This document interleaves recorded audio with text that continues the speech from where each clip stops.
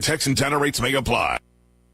Promising more money for Ukraine, British Prime Minister Sunak is visiting Poland. He'll meet with Prime Minister Donald Tusk as well as the NATO Secretary General. Rishi Sunak wants to emphasise the UK's role in defending Ukraine. The focus today from the Prime Minister is the extra support for Ukraine, more ammunition, air defences, drones and engineering support. He'll meet too with Jens Stoltenberg of the NATO Defence Alliance and offer to deploy an RAF squadron to carry out policing of Poland's skies for NATO next year. That's the BBC's Chris Mason. French authorities report 5 people, including a child, died while trying to cross the English Channel just hours after the British government approved a migrant bill to deport some of those who entered the country illegally to Rwanda. A woman, 3 men, and a 7-year-old girl lost their lives. The British migrant bill aimed at discouraging people from trying to cross the Channel. News and analysis at townhall.com. A hot time doing hard time. A legal battle over a lack of air conditioning in prisons is bringing together advocates on the issue and one current inmate who says the heat is a danger to his health. Advocates for Texas prisoners are asking to join a federal lawsuit filed last year by the inmate who alleges his life is in danger from being housed in a stifling prison cell without air conditioning. The advocacy groups want to expand the lawsuit on behalf of all Texas prisoners. Rhonda Rockstra reporting. A report by the American Chamber of Commerce in China says simmering tensions between Beijing and Washington remain the top concern for U.S. companies doing business in China. A survey of American firms finds inconsistent and unclear policies and enforcement, the rising cost of labor and data security issues other leading concerns. It is not clear what ramifications a victory for either Biden or Trump might have for relations between the U.S. and China. More on these stories at townhall.com.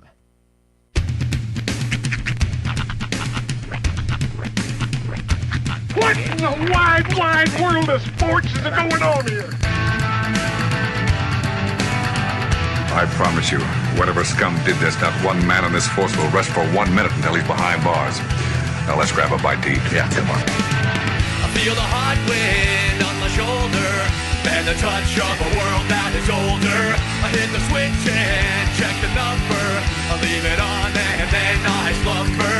I hear the rhythm ringing through it. Flamenco guitar and cumbia music. I hear the talking of the DJ. The travel listen, what does he say? I'm on a Mexican radio. I'm on a Mexican radio. Broadcasting live from high atop the J.P. White Building in downtown Roswell, New Mexico. It's Mornings with Mike Winters on 106.5 Roswell's Talk FM. Is that what I sound like when I talk? Now, here's your host, Mike Winters. And good morning, one and all. Welcome to Mornings with Mike Winters. I am he. That would be me, Mike Winters. Happy Tuesday, everybody. Yes, sir. Welcome to it. Breathe it in. Yeah, give me a warm Tuesday. Yeah, it's already kind of feeling it. I mean, it's not like it wasn't chilly this morning. I didn't have that normal like chill on the skin like I'm used to. Didn't even bring it to it. No, left it in the car. I brought it just to be on the safe side. Didn't even bring it. Dang, look at you. Sitting at the house. You confident son of a gun. Well, I was like, I knew it was going to be like 90 today. So get a little bit of that banana up in you. 94 today. So I was like, golly, 94 degrees in April. Yeah. Today the high 94. I added an extra syllable to that. But don't worry. I never do. All week it's going to be like 87 tomorrow. 91 on Thursday with wind. Yeah, why don't you go and open up those splash pads there, Roswell? 80s on Friday. Mm-hmm. There's just the weekend. No, the 80s and 80s. Yeah. I figured I was going to drop down to the 50s during the weekend. Yeah, right. Just in time. No, we're full on summer this week. Pretty much, yeah. Note to the public, if you need to elevate in this building, you have to elevate via your feet. Yes. The elevators are out. Now, I was always of the belief that if you have an elevator system in your building, you should also have a dumbwaiter system in order to like for the handicapped, you know? Yeah. So that you could, crank your weight up to the second floor. That's how I thought it was supposed to be. Like I've seen like in old buildings, like in bigger cities and stuff. Like a manual. They have the dumb waiter for the help. Yeah, I think they just supposed to put like food and laundry. That's one of those weird things I always wanted as a kid in my house is a dumb waiter. For no other reason than because that was cool to raise things from one level to another. Right. That and a secret chute. I remember there's an episode of King of Queens. Mm-hmm. And it's one of those flashback episodes where they go back to the early in the marriage and I guess Doug was left the decision of buying their house. Mm-hmm.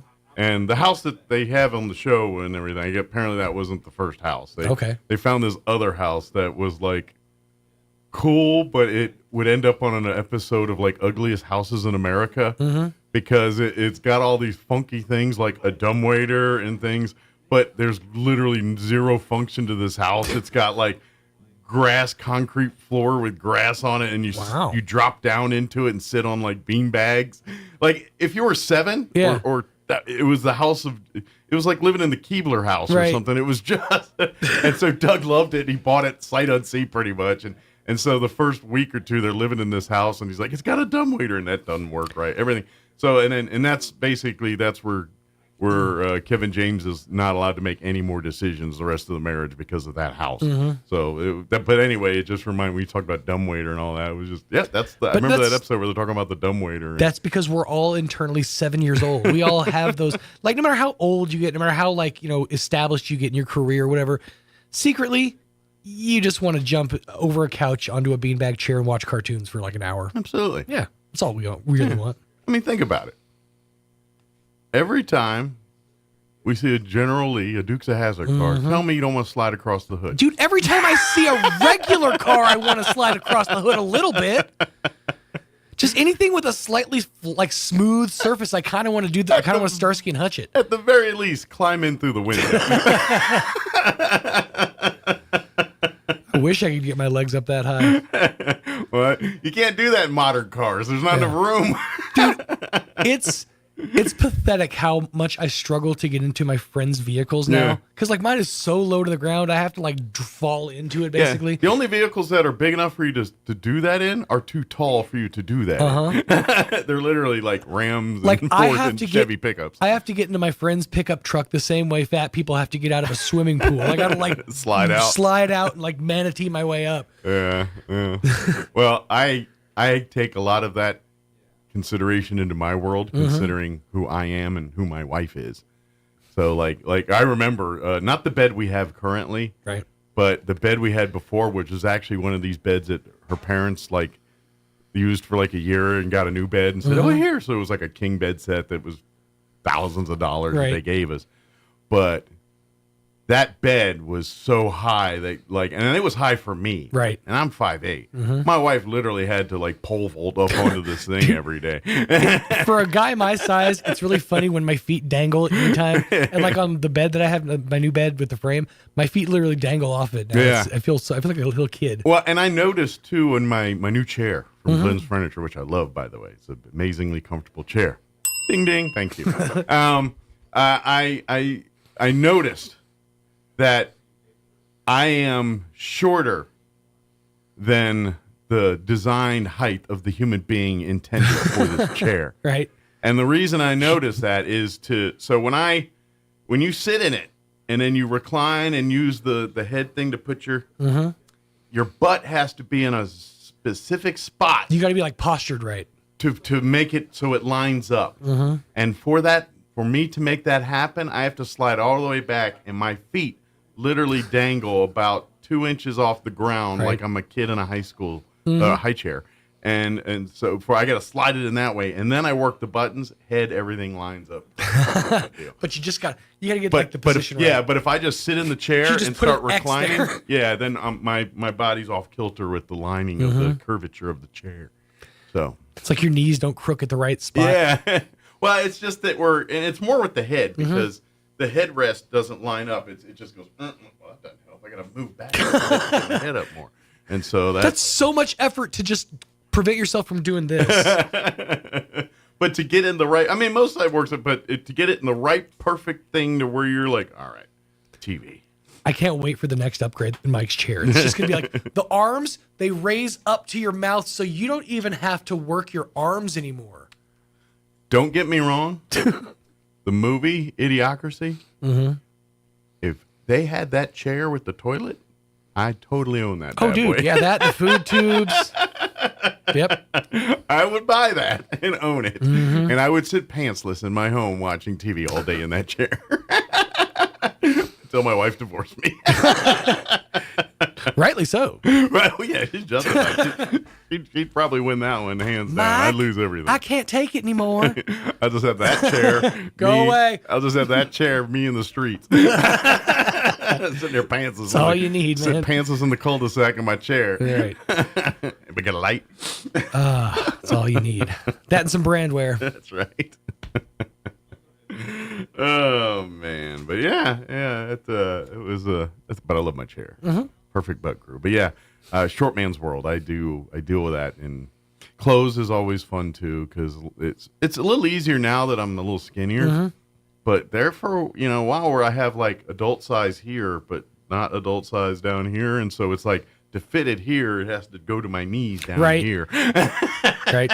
So you're wearing a little blouse, little house dress. That's nice. Which would work in With the a collar. 80s because you put a belt around it. Now it's like a whole thing. It's a look I'm going for. That was pretty funny at the Bowling for Soup concert. The guy who's on bass, older fella. At least he looked a lot older. He just didn't age well. Long gray beard, bald, in a kilt. Nice. Yeah. I was gonna say a dress, but it was a purple like velour kilt. Okay. Yeah. Yeah. You don't tell a man in a kilt he's wearing a dress. Especially not in a velour kilt. You see a man in a velour kilt running in one direction, you run with that man. So you and I both saw men in kilts this week. Yes, we did. Because bananas, they kilt up. Did they kilt? Oh, yeah, Nice. there was one guy in kilt. Did they do the kilt with the sporin? Like the little... They have. I didn't this particular, but like when they did the Braveheart thing on video, yeah, some of them had that and all that, but they were all in like kilted up. Like I know it's just like a thing, like a symbol. Fanny pack. I would totally use like a fanny pack. Put a zipper in there with a pouch. Start storing all my stuff in there. Yeah, it's brilliant. You don't got pockets on your kilt. I was gonna say dress again, but kilt. You say that, and for me as a child, one of my adult goals in life, which I have not achieved yet, by the way, was to own a Saint Bernard and have that barrel. With the barrel? Yeah, because you only saw it in cartoons. A Saint Bernard, you'd get stuck in the mountain, and then you froze to death, and then the Saint Bernard would come up with that barrel, and then you pour it in you, and you'd be fine. Yeah. I always wanted that. Never had that barrel. I could get to that barrel. But I've never had it. And to be honest, if I put a Saint Bernard in my house today, I saw the movie Beethoven. I know exactly. I'm not sure, but I've been told that inside that barrel is just like Everclear. It's like grain alcohol, essentially. Is it? Yeah. It was always red in the cartoons. I just remember it being like a wooden barrel. Yeah, but when the liquid came out of it, it was red. It was red? Yeah. I never saw the liquid come out. I remember seeing the liquid come out. It was red. We lived a different childhood, you and I. I mean, I had a dream of wanting this. I studied.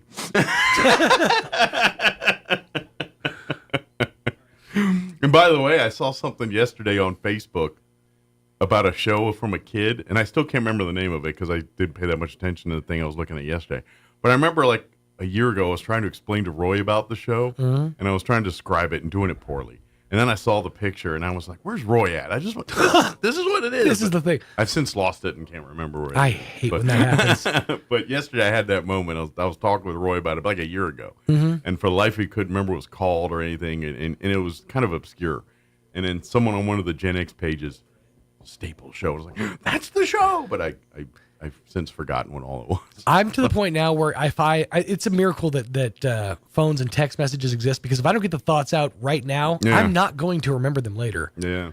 I'm I'm not at that point the now, write it down type, you know? where I kind of botch those things. So, let me give you the rundown.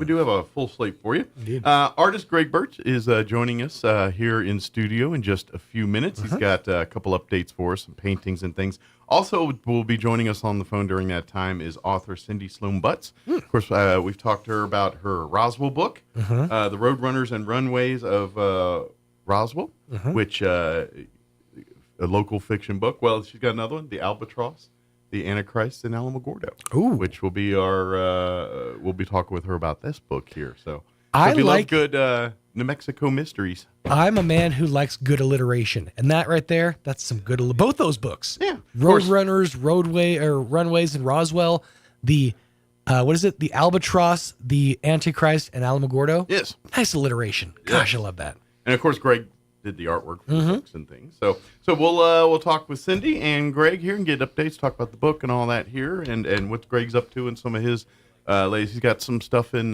that's going up in the museum in Las Vegas and a couple other things going on there. So we'll talk about that. In the 8 o'clock hour, about 8:15, Patrick Smith will join us.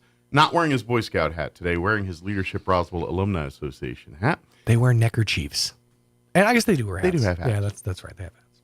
Yeah, they do have hats. been- different ones of different generations, depending on, even the old school scouts. They had the hats that I hate. You talking about like the big ones? No. The Ranger hats. The ones I had to wear in the Air Force, Oh, and I have to wear in American Legion. They have a name for them. I can't say it on the radio. all right. But yeah, old school Boy Scouts. I have one buried in a box somewhere. They wore those hats too, but that was like back in the 50s and 60s, I think. But anyway, Patrick Smith will join us from Leadership Roswell Alumni Association, not Scouts, and they're about to start taking nominations and things. Oh, for, okay. Yes. In-and-out server hat. Yes. Yeah. Yes. Yes. Only olive drab, Yes. But I'm just going to keep doing that. But Patrick will join us. They're doing. They're looking for their annual awards. We're talking about people of character, leadership, and their annual leadership Roswell Alumni Awards. They're taking nominations for that, so we'll talk with Patrick Smith here. Nice. And then in the 9 o'clock hour, we might have a guest. I don't know. I wrote something down, and then for the life of me, I think I was doing something else and wrote. I think I was booking a guest, and they started to take this date, and I wrote something down, and then went to. But I wrote something there that I can kind of read, but it makes no sense to me. So I'm going to say that no one's coming in. So I'm going to say we're going to play our interview we had with Gina from Mom's Love and Hope, talking about the carnival that's happening out in the Wool Bowl starting this Thursday and going through May 5th. So. Just some amoeba floats into the 9 o'clock hour. Yeah, I don't know. Oh, that's why I couldn't read it. Its name was. Well, and someone may roll in like, that's what that was. But for the life of me, I'm like, there's nothing in my phone, nothing in my email, and I'm like, what was I thinking when this happened? I don't know. So I'm having more senior moments. Gotta love them. So that's the plan for the 9 o'clock hour. We'll see what happens. Before we do any of that, though, let's get you up to date on the weather. It's gonna be hot all week, and some wind. I see wind and I see hot. I'm meteorologist Steve Hamilton with your Pecos Valley weather. Low pressure passing to our north won't affect us a whole lot today. We will have sunshine and very warm temperatures. Our afternoon high in the low 90s, maybe a little bit breezy. We'll drop into the low to mid 50s for the overnight hours, clear skies. Then about 90 for the afternoon high on Wednesday. Should stay sunny. Gusty wind coming in on Thursday with low 90s. I'm meteorologist Steve Hamilton, and that's your latest forecast. Thank you, Steve. Currently 55 degrees here in Roswell. Humidity is at 74%. Winds currently out of the south at 12 miles per hour. Sunny and hot today. 94 are expected high with south winds 5 to 10 miles per hour. Tonight, mostly clear with an overnight low of 53 degrees. West winds 10 to 15 miles per hour. For you Wednesday, sunny. 87 for a high tomorrow. So keep the shorts. Still going to need them. North winds at around 10 miles per hour. Tomorrow night, mostly clear with an overnight low of 59 degrees. Southwest winds 10 to 15 miles per hour. Thursday, another warm day, but the winds are coming with it. They're talking patchy blowing dust for the afternoon on Thursday. Partly cloudy and a high of 91. Winds will be out of the southwest early, 10 to 20 miles per hour. As the day progresses, those winds will increase 20 to 30, gusting as high as 45 miles per hour by Thursday afternoon. Thursday night, patchy blowing dust till about 9 p.m. Otherwise, mostly clear with an overnight low of 52 and windy. Friday, sunny and a high of 84. For the weekend, sunny and breezy on Saturday with highs near 80.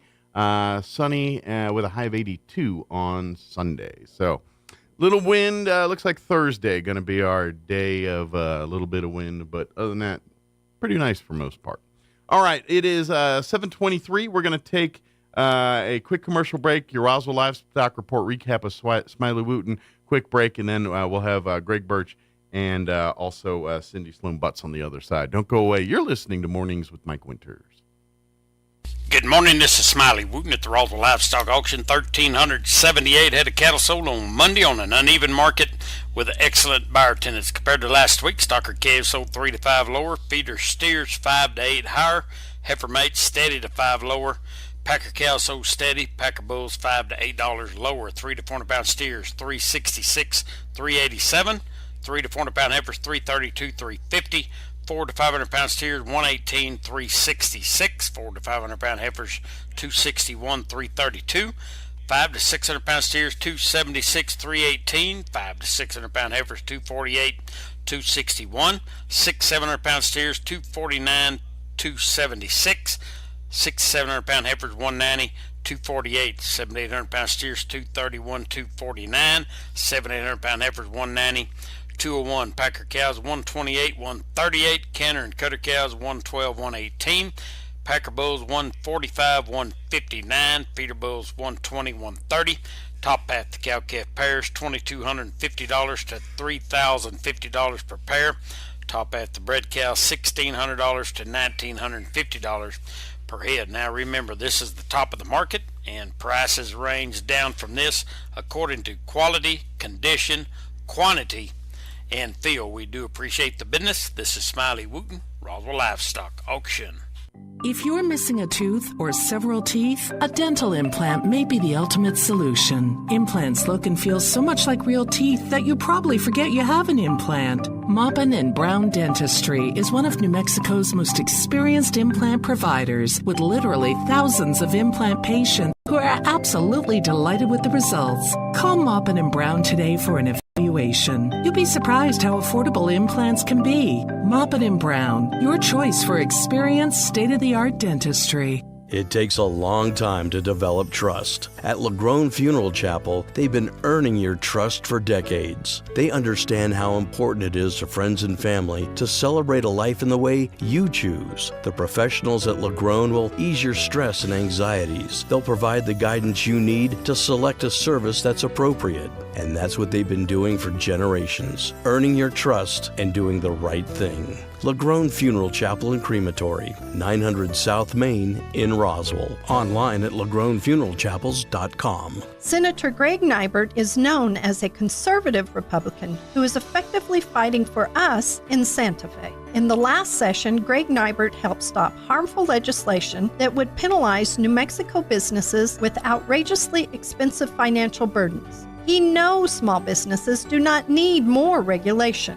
Greg Nybert helped defeat progressive attempts to make it illegal for New Mexicans to own certain types of firearms and firearm accessories. He knows it's important to protect our rights. During his legislative career, Greg has been responsible for stopping numerous anti-oil and gas bills. He knows it is important to protect our jobs. Senator Greg Nybert is the only candidate for District 27 who has a proven record of protecting us from big government intrusion.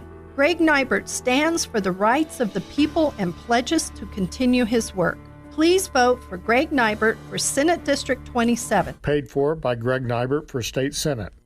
Here's a Mornings with Mike Winters fun fact. The ball on top of a flagpole is called a truck. Mess with your friends today by pointing at a flagpole and say, "Hey, check out the truck on top of that flagpole." Here's Mike Winters.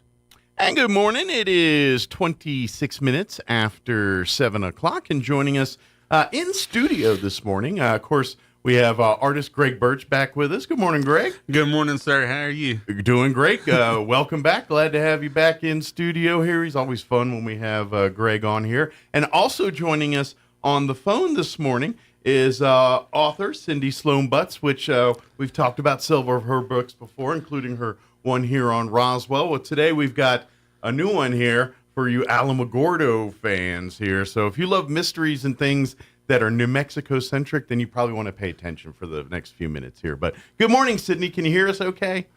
I can hear you just fine. Thank you very much. Well, welcome, and thank you for spending time with us this morning. We do appreciate it. I know 7 in the morning is kind of early for some people sometimes, so I do appreciate it. Well, it works for me. I'm looking out my window at the hummingbirds that are attracted to our feeder, and the sun is shining and life is good. Excellent. Well, and mornings in New Mexico are probably the best time sometimes before it gets too hot and too deserty. Boy, that's for sure. Especially down in Roswell, right? Yeah. We got a lot of beauty, but we got to drive to get to it. It's not here in town. Yeah, I mean, you have to either go in the mountains or go out to Bitter Lake or Bottomless Lake or something. Yeah, Cindy lives up in Albuquerque. Okay, so yeah, you've got you got a little bit of everything up there too. So not exactly. I live in Rio Rancho, okay, which is a little bit more, a little bit less urban. And a little bit less traffic than Albuquerque. It's actually, I have family that's lived there. They don't at the moment, but they lived there. Now they live back in Albuquerque. But yeah, they lived up in Rio Rancho, and yeah, there's some beautiful views out there. You get out in the mountains and it's just, yeah, good places to have a cup of coffee in the morning. Sometimes is some of those backyards out there. So yeah, which is exactly what I'm doing, looking out at the mountains. Well, good. Well, we won't try to mess up your perfect morning too much here with our No, this is a pleasure for me. So, of course, we talked about, I think last time, the Roadrunners and Runaways of Roswell, which was a book that, again, you and Greg collaborated with you on the artwork and everything here. Yes. Let's, for folks that are interested in a Roswell story, remind them a little bit about your Roadrunners book and kind of give them a little synopsis about this book real quick before we get into the Albatross here. Okay, it occurred to me along the way after having published some other books in an entirely different context, and by that I mean my first book was an autobiography, and then the next 4 were historical fiction about World War II and the Holocaust. I decided I wanted to change some direction and started off with my book about Belen. And so now that I live in New Mexico, I figure, why shouldn't I do mysteries about New Mexico?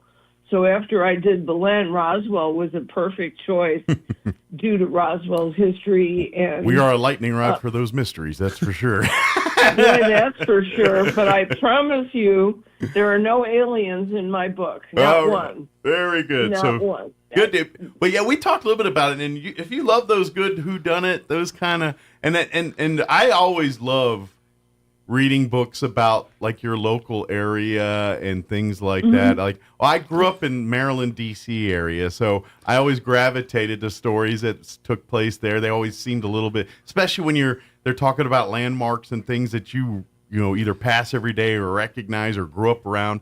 And so that's why I love these books too, because then you start talking about references here in New Mexico, and readers can be like, oh yeah, I grew up or knew this, and it invests you that much in the story because you're relating to it so much more. So that's what I love. So if you love a good mystery that you're going to relate to even more, because you might recognize some of the places and things that are taking place in the book, I highly recommend you check it out. Exactly. That was the whole idea. In fact, I have a co-worker who is from Belen, and she was reading the first book out loud to her husband, and the conversation was punctuated with, oh, I know where that is. Oh, I've been there. Oh, I know that place.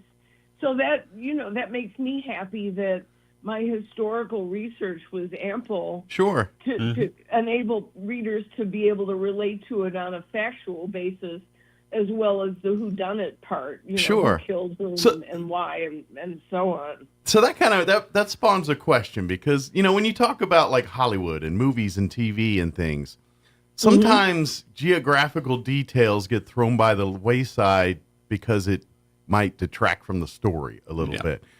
Do you have that problem with these? Like you're thinking, okay, the history, but the story would be so much better. I mean, have you had issues where you had to deal with, do I want to keep the geography right, even though it might sacrifice the story a little bit? I mean, did you ever run into those conundrums? I won't do it. Okay. I won't do it.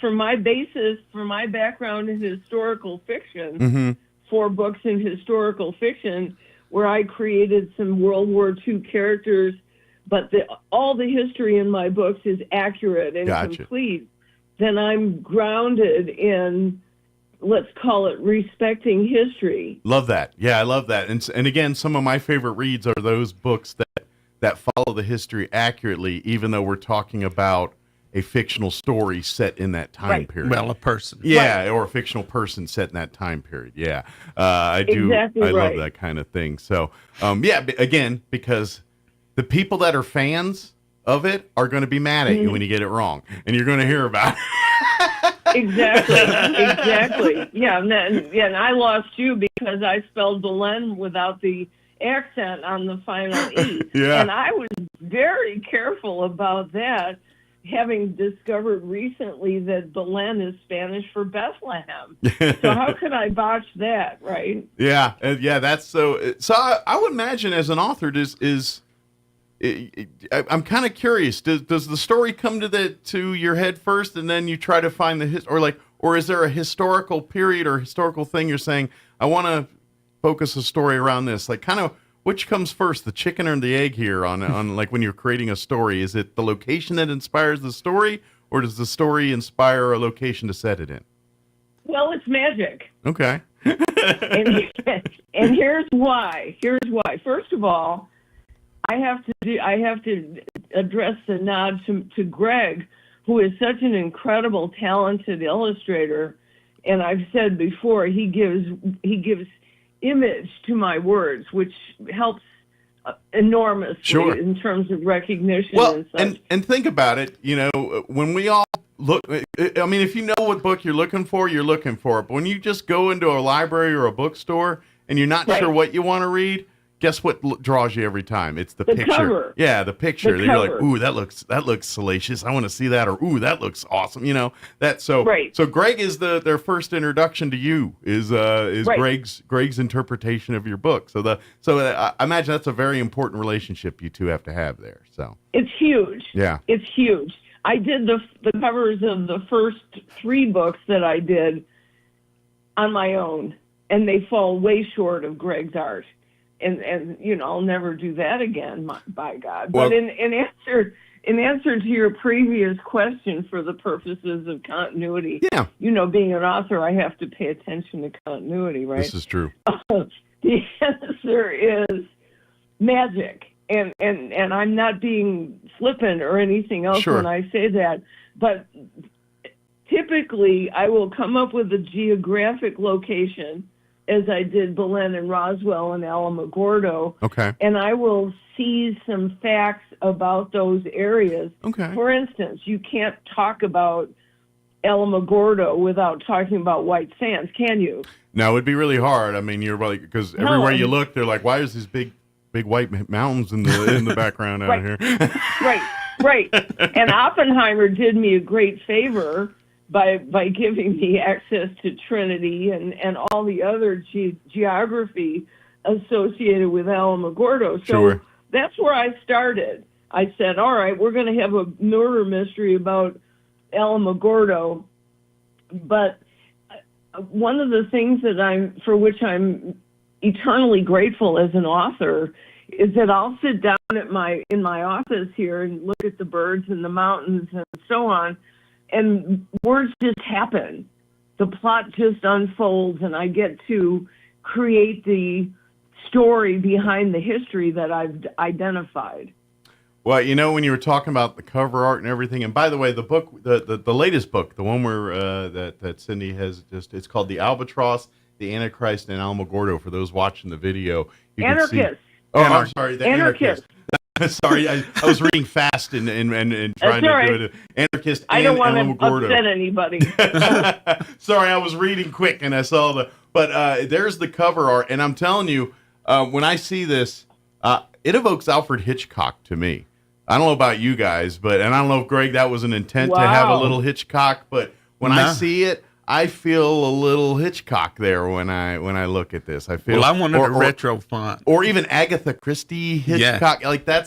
That's the images I think of when I see this. So if you love a good mystery in that vein, Boom, boom, In boom. my dreams. In my dreams. But Wow. that when I see the cover of it, those are the images I evoke. It's that Agatha Christie, Alfred Hitchcock, that era of mystery. Sherlock. Yeah. Let's not forget Sherlock. Yes. But just like Wow, what a compliment! Thank you. And then, of course, that one goes to Greg again because he created it. Absolutely. But I just gave him the words to do it. But but you're right. I'm like, because I see that, I'm like, I want to know what's going on. I want to open it up and look at the rape. So it's amazing, Greg. Cindy, the stories are awesome, and Greg, you guys are you gotta have a little peanut butter chocolate, good to go together, like peanut butter and chocolate kind of thing, where it seems like you guys kind of work. She creates the words and I create the art. Yeah. So how many books have you guys partnered on? 5. 5 of them all together. No, 4. Yep. 4 of them. Okay. She's fixing to do another one. 4. Okay. 4. So and I did the other 3 covers myself, and they fall way short. Well, that's how we learn and grow. You do things, and then you say, you know what? Maybe I'll stick to the writing and let someone else, work on the art side. Absolutely, I'll never make that mistake again. I hope. As long as I continue to have Greg available. So, and I'm going to venture. I'm working on another book as we speak. So I haven't given Greg the title yet, but he knows vaguely what we're working on. Don't you, Greg? Yes, ma'am, I do. Well, so how much time do you get to percolate and get inspired on whatever you're going to do? Does she kind of give you the thing and say, this is what I'm doing, and then you percolate? Or, I mean, this is pretty weird. Okay. And most people, they're not going to believe it. I mean, she is 100% right. I mean, whenever she comes up with something, she'll give me a little bit of a synopsis, and she won't even tell me a direction or nothing. Okay. And usually I can whip them out to her, before she has the book completed. Okay. So now let me ask you this, Cindy. When you kind of give him some of that, and then he does his thing and then brings it back to you, how often are you like, you look and say that was exactly, or like, I would have never took it there? Like what's been your first impression? 100%. Only 100%. Yeah. Because I imagine, because you're thinking, because for you that's got to be, you're basically allowing someone else to create your vision based on a few words. You know what I mean? And that can be very scary, but also very intriguing. It's like, and because part of it, you're like, yes, that's it. And then you're but part of you is saying, well, am I doing a good job of evoking what I want to do? And so Greg's kind of your, oh yeah, he nailed it. Or, you know what I need to do? You know what I mean? So I imagine it's as much as a sounding board for you. It's like, did I get it right? The story I'm trying to tell? And using Greg as that sounding board a little bit there, just through his art. Absolutely. Yeah. Absolutely. There's no question about it. And he's always right on target. I don't think we've made any substantial changes to any of the covers other than some of the cosmetic stuff of changing the font or changing the color or whatever. Sure, it may minute be. details. Yeah. Yeah, but conceptually, Greg is always dead on. And of course, I'm starting to see enough of Greg's work where I'm spotting and I'm like, that's a Greg. Yeah. And so I'm getting to the point where I start looking at covers like, oh, that, and like I'll be like sometimes just floating online or something, and I'll be seeing pictures, and I'll stop and not even see names or nothing. I just see the picture. Oh, that's a Greg Birch. Keep going. Yep.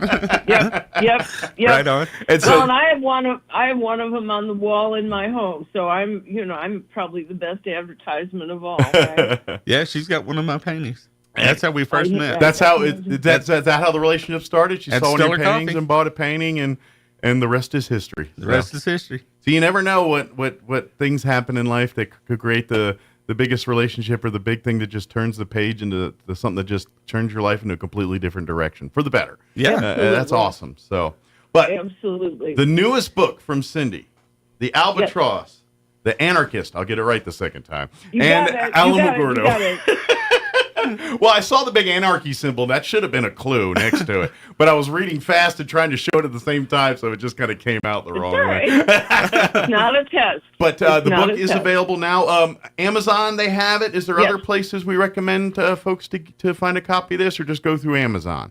Well, I have a local bookstore with which I do a lot of business here in downtown, in Old Town Albuquerque. Okay. Treasure House Books Okay. has all of my books, and I've done several book signings there, and I'm about to do another one in June. So they have them if people are walking around Old Town. But Amazon has all 8 of my books. Excellent. So you can get them online, so you can order them in the convenience of your underwear. But if you're down in Old Town, pop into the bookstore for a visit and grab yourself a copy of this, and maybe some other books, and maybe some other great local authors that you'll find in there too. You know. Exactly. Well, and the advantage of buying it locally, buying it from a bookstore, is that they're all signed copies. That's true. There is an advantage. They're all autographed copies. And when you read the stories and you want to talk to the about author and you say, "Man, I've read the story. What were you thinking here?" Then you just pop in for a visit, and she'll, as long as you're not busy, she'll have a conversation about her story. Exactly. One of the nicest ladies. Yeah, if you're there for a signing or there, pop in. But excellent. But again, Cindy Sloan Butts, go on Amazon. You can find this and her other 7 books that are available as well. Yep. So before we let Greg talk about his some of his artwork stuff he's got coming up, do you want to tease this new book at all? Any kind of tease or any kind of nugget to tend us over till the next time? Sure. I will always have more to say about the Holocaust, because the statistics surrounding people denying the Holocaust or teenagers, something like 70% of them disagree that it ever happened. And that's crazy. As long as that continues to be the case, and I still have stories to tell about the Holocaust, I will continue to do so. And then I'm going to go back to my mysteries. But the new one is going to be about the Holocaust in the Netherlands. Okay. Interesting. Which is not often covered. The other books took place in Poland. Yeah, that's mostly Austria, Eastern Europe when they think Hungary. of that stuff. Absolutely not Western. Right. But nobody thinks about the Netherlands, and I'm going to fix that. The Germans occupied a lot of Europe before we started beating them back. Yep. Boy, that's for sure. That's for sure. And they defeated the Netherlands in 3 days. Yeah. Yep.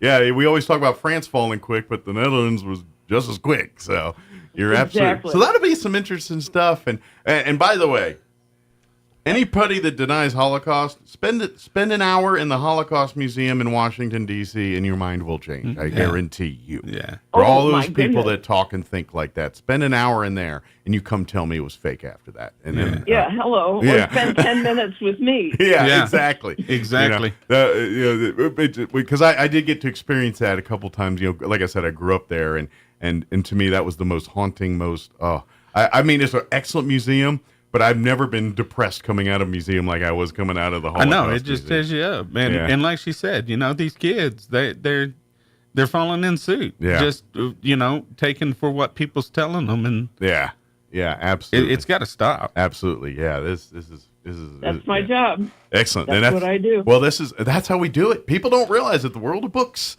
this is how we we got more technical ways to maybe access books, but it's all about the books. So. That's right. and let's not forget that bookstores are a vital part of our history and our economy. And I shudder to think that the bookstore industry will go away just because of Amazon and just because of all the online access that we've developed. So please visit your local bookstores. Absolutely. Well, I think even just the preserving of the knowledge of humanity, we're going this digital, but they're finding problems in digital. Yep. And they're finding things, and it'll never take away the written form, the actual written in your hand form. I don't think we'll ever replace it totally. We can't. You can't attach a virus to any one of my books. Exactly. Or you can't alter a book like you can an internet thing and change history. Exactly. Without my killing you. Yeah.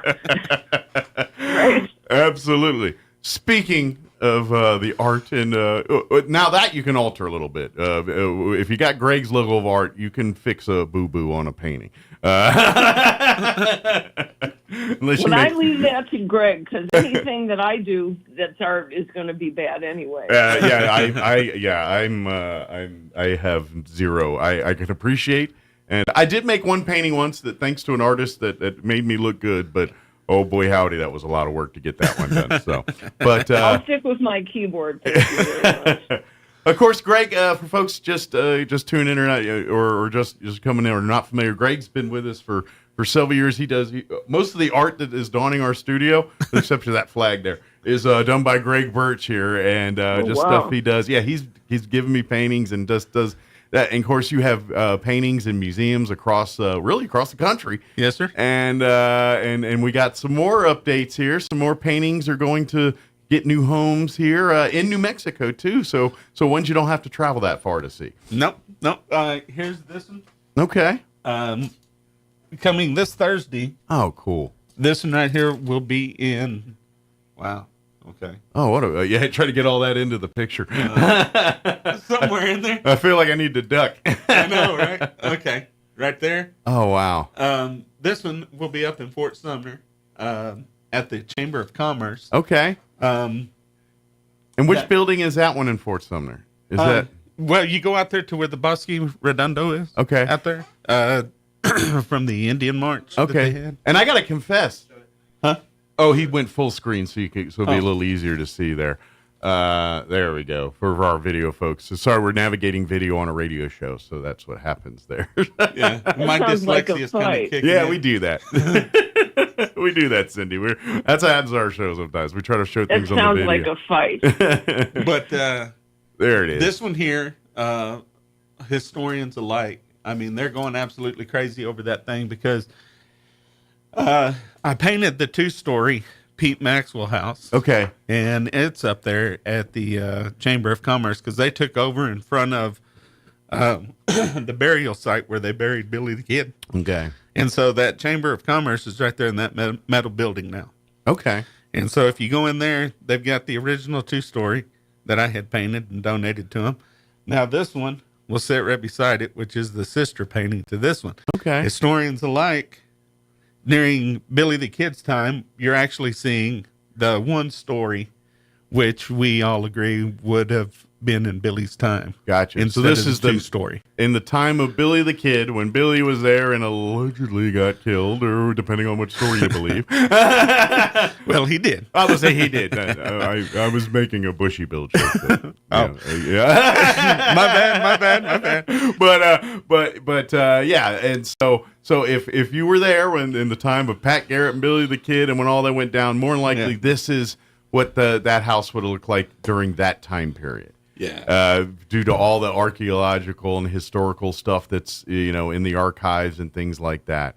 And around 1885, somewhere in there is where we believe that the 2-story, where Pete actually finished off and took it on up to the 2-story house that you would have seen. Sure. Well, the flood actually took the home away. Oh. It flooded there twice. The Pecos River.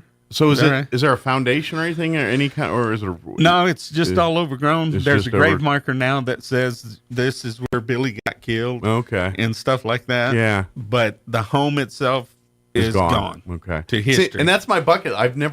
One of these weeks I'm going to go up into Fort Sumner. I've been all through Lincoln 100 times, I think, but I've just never made a trip up to Fort Sumner. You need to. I know I need to. The last time that I was there, whenever I donated that 2-story, there was an old rancher out there wanted to remain silent for certain reasons. Mm-hmm. Some people want to get caught up in the game. Some people don't. Let's put it that way. Yeah. But he took me up there on the side of the hill. And if you get up there, which the guy ain't don't let you on his property. But anyway, he took me up there and man, the overview that I got to see, and there's like this little dugout that's kind of like a cave and stuff like that. And you can tell that it's not man-made. I mean, it's by nature. Gotcha. Anyway, he believes that, or he had some stories that was told to him. Now, I could not verify factual, but your gut tells you that more than likely he probably slept there a couple of times. If not, Pat Garrett did. Right.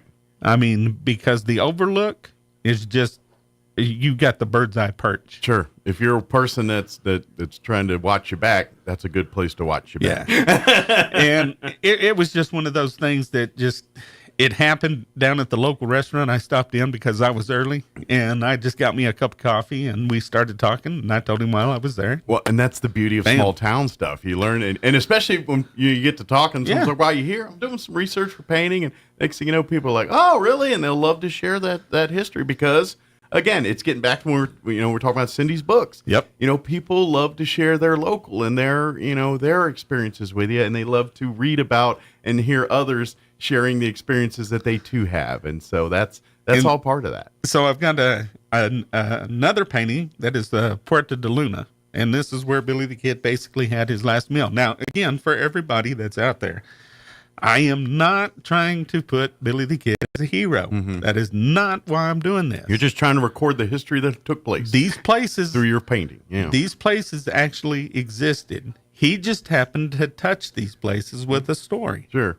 That's all I'm doing. And people are gravitated to everything Billy the Kid. And so if people want to know about it and know what it looked like or real or try to, in their head, create what that environment was like at that time, that's what Greg's trying to recreate that as best as factually possible here. And I've done some new videos. I don't know if you saw them, but I've created my own videos. I've got them on my page. And I just finished up this last one, and it's completely about Billy the Kid, and it's the Blaze of Glory song. Ah. And John Fusco, which is, me and him are friends. He's the creator of the Young Guns. Mm-hmm. I've done a heck of a job on that video in some people's eyes. Let's just. I need to go check that out. Social media. I'm hit or miss on that, so I try not to hang it because usually I get too ticked off. So I try to avoid it. But yeah, I'll get on there and do some digging. So. And then let's see. I just got back from La Masia.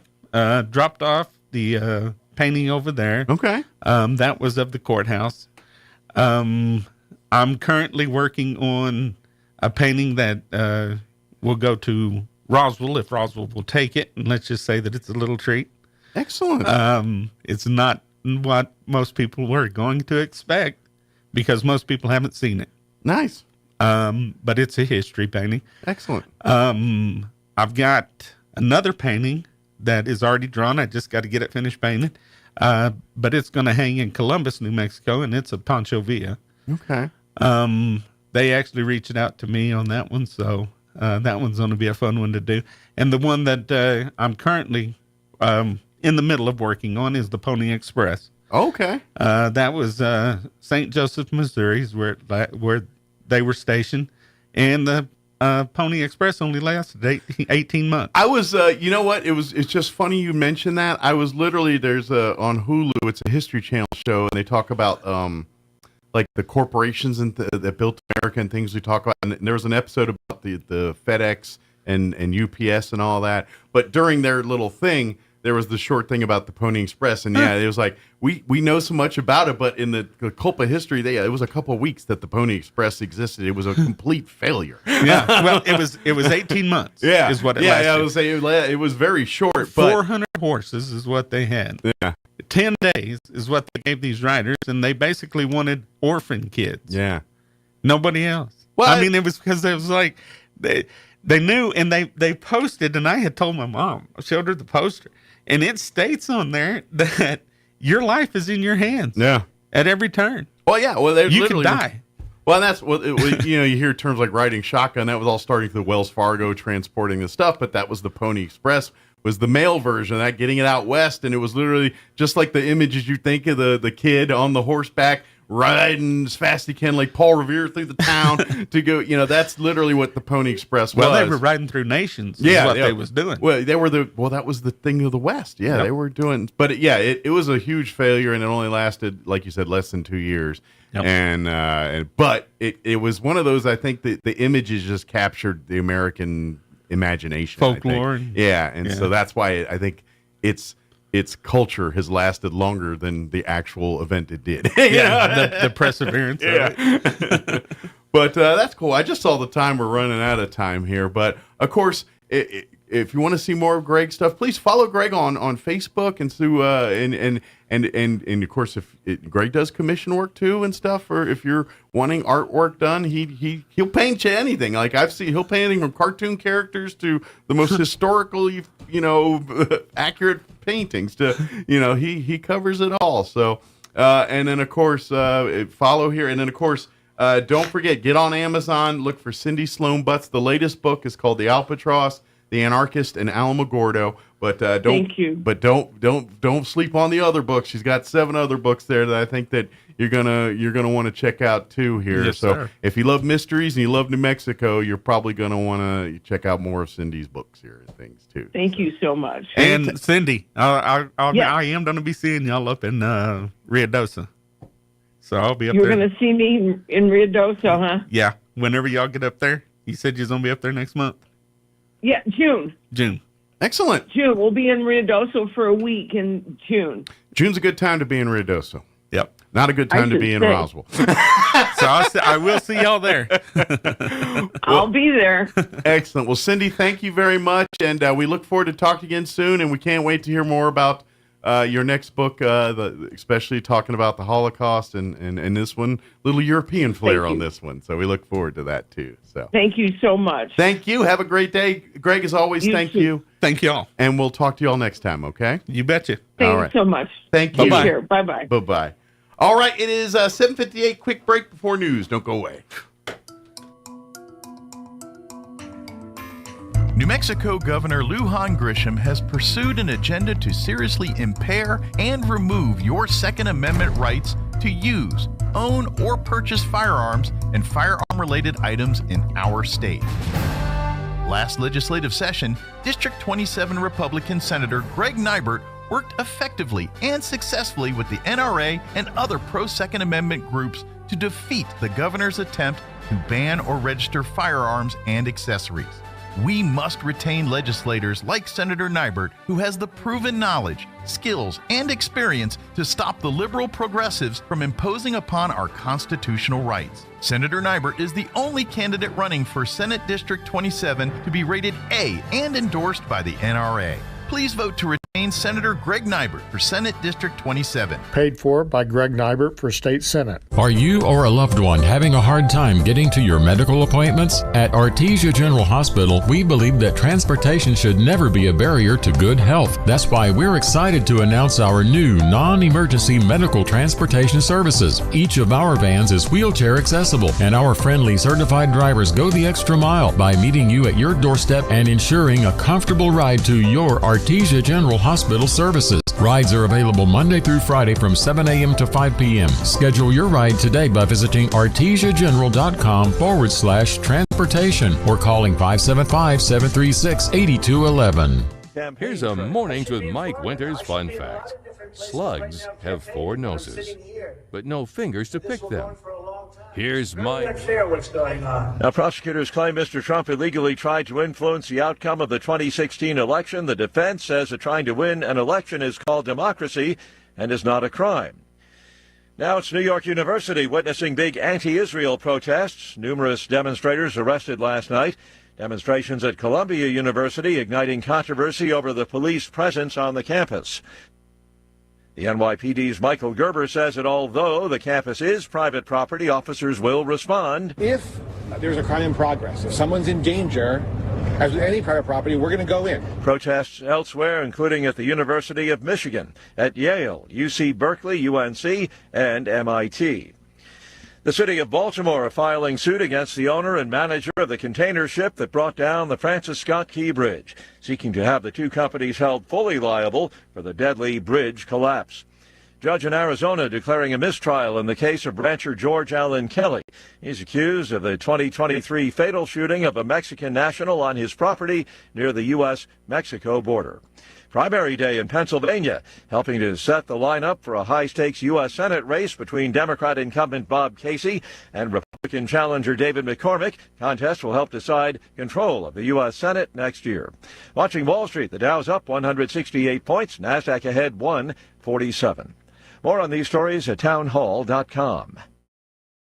Here's an important message from the Diabetes Solution Center. Do you like pricking your fingers to test your blood sugar levels? No one does, but it's important to maintain your health. And now, by wearing a small remote device called a continuous glucose monitor, or CGM, you don't need to prick your fingers anymore. It's easy to use and helps you make more accurate diabetes treatment decisions. If you are testing your blood sugar 3 or more times daily, injecting insulin, using an insulin pump, call the Diabetes Solution Center right now. And if you have Medicare or most major insurance coverage, you may be able to get a new CGM at little to no out-of-pocket cost. Shipping is free, and we'll even bill your insurance company for you. If you are testing your blood sugar 3 or more times daily, injecting insulin, or using an insulin pump, call the Diabetes Solution Center right now to learn how to end the painful finger sticks and get your own continuous glucose monitor, or CGM, at little to no out-of-pocket cost.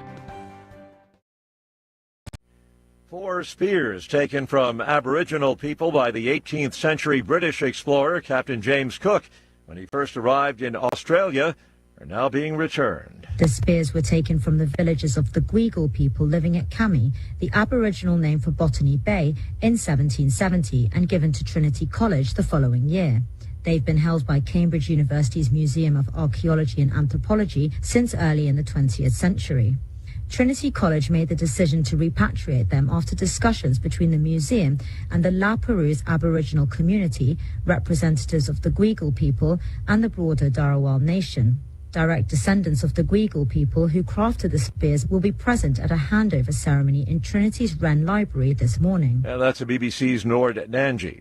Cluster of earthquakes struck Taiwan today, the strongest measuring 6.1. No reports of casualties in the Templars.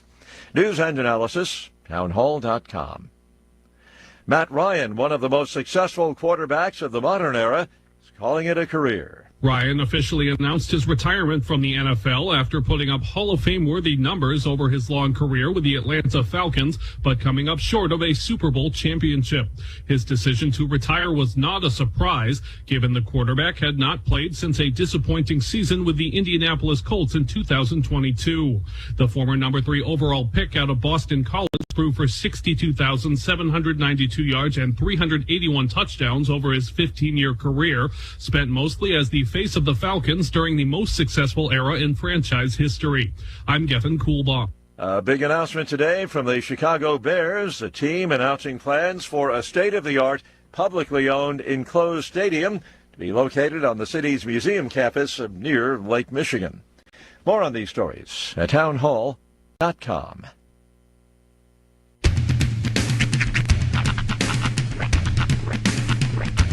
What in the wide, wide world of sports is going on here? I promise you, whatever scum did this, not one man in this force will rest for 1 minute until he's behind bars. Now let's grab a bite to eat. Yeah, come on. I feel the hot wind on my shoulder and the touch of a world that is older. I hit the switch and check the number. I leave it on and then I slumber.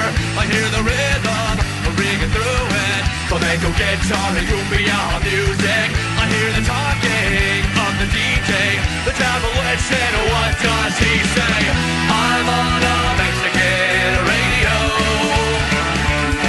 I'm on a Mexican radio. Broadcasting live from high atop the J.P. White Building in downtown Roswell, New Mexico. It's Mornings with Mike Winters on 106.5 Roswell's Talk FM. Is that what I sound like when I talk? Now, here's your host, Mike Winters. And good morning. It is 6 minutes after 8 o'clock. Welcome to hour number 2. Los Dos of Mornings with Mike Winters. Right here on 106.5 Roswell's Talk FM. Happy Tuesday. Yes. Welcome to it. Welcome to it. Saw what you did. Did you? Well, I did it pretty obviously. That's what I thought. I was just informed. Actually, I got into a conversation with Ayana about this a few minutes ago. I was informed that today is William Shakespeare's birthday. Oh, yeah? However, I do not believe that William Shakespeare is real. You don't? No. What do you believe he is? I believe that William Shakespeare was either a collective pen name or an amalgamation of several playwrights at the time that all wrote under the William Shakespeare moniker. Like, I believe William Shakespeare himself was a person. So what makes you think that? It's a widely held theory in the literary community. Okay. So you're just saying William Shakespeare just gets all the credit. Do you think he was one of the amalgamation of writers? He might have been. I mean, there's actual history of where he lived in Stratford upon Avon. There's historical record of a William Shakespeare existing. Yeah. But it's largely held and believed that his name was just used as a pen name for several different playwrights of a specific style. Okay. That iambic pentameter, that style of writing that he used was actually just used by several playwrights at the time. And I am not educated enough on William Shakespeare to either confirm or dispute, but I don't know. I have no idea, but I feel like, isn't there like portraits and like all kinds of history of this guy? Actually, Greg's actually still there or not, but that was actually a question I kind of had for Greg, was because we got into that conversation too. Is it believed that the paintings of him are real, or are they just like an amalgamation of different people? Yeah. Kind of like the Mona Lisa. It's largely believed and held in the art community, and I'll have to ask Greg about this next time, that the Mona Lisa was not one woman, but it was an amalgamation of several different women to make that one painting. Yeah. Like the eyes of one, and then like the lips of someone else. Yeah, but that's a painting. Right. We're talking about a person. Well, yeah, but when's the last time you saw a photo of Shakespeare? Well, there was no photos during that time. Exactly. So everything we have to go off of is paintings. But there's also accounts of stories of people like in the room with the guy and all this, and there's that. So that, like, how do we dispute that? I mean, if there's only one or two of those, but there's a lot of. See, this is where my George Tsoukalos comes in. Aliens. I mean, that's, and don't get me wrong, I love a good conspiracy theory as much as the next person. But we live in a world where everybody goes to conspiracy theory right away. Right. If something is that they don't like is happening, conspiracy theory. I'm trying. And you're like, come on now, not everything's a conspiracy. I had Sometimes it it's pulled just up. I was actually reading an article. Let me see if I can find it. That kind of delves into it and kind of talks about it just a little bit, because it's. And I'm not, because I'm not educated enough to comment one way or the other. But when people start blowing conspiracy, I tend to lean like. What's really funny is when you're reading an article that's written by like lit people for lit people. Yeah. Literature, not like lit, hot. But they write in a very like pretentious style that you have to like stop and be like, what's that word again? Like the way this is worded. Among Shakespeare scholars, even the phrase Shakespeare authorship question elicits contempt, eye-rolling, name-calling, mudslinging. If you raise it casually in a social setting, someone might chastise you as though you've uttered a deeply offensive profanity. Someone might get up and leave the room. Tears may be shed. A whip may be produced. You will be punished, which is to say, educated, because it is obscene to suggest that the god of English literature might be a false god. It's heresy. All right. I mean, that's a bit Settle extreme. down. Yeah. That's just, see, those are just angry I just people. have Homer in my head. Nerd. Mental health. So I don't know. It's kind of a theory. Anytime those tropes come out, I'm like, you have mental issues. It has nothing to do with William Shakespeare. Go get your life in check. I just want to sound smart to my contemporaries. You could even be right, but to have that much passion about something that happened that long ago about something is like, well, I mean, I can battles. I can appreciate passions or anybody's passions when it comes to stuff of that nature. But to just basically belittle everyone because they think of what most people on the planet think, right? That's you being a jerk. It really is. Yeah. It is sort of hoity and or toity. Yeah. They're just, it's the flat earthers all over again. But there might be a little meat on that bone, is all I'm saying. Yeah. There might be something to the Shakespeare wasn't a human. I guess I'm just so tired of getting online, and every single time now, there's just people conspiracy theorying everything. I have a suggestion for you. I can't get on there Yes, you can. without people telling me that 9/11 was a government conspiracy. Don't get on X.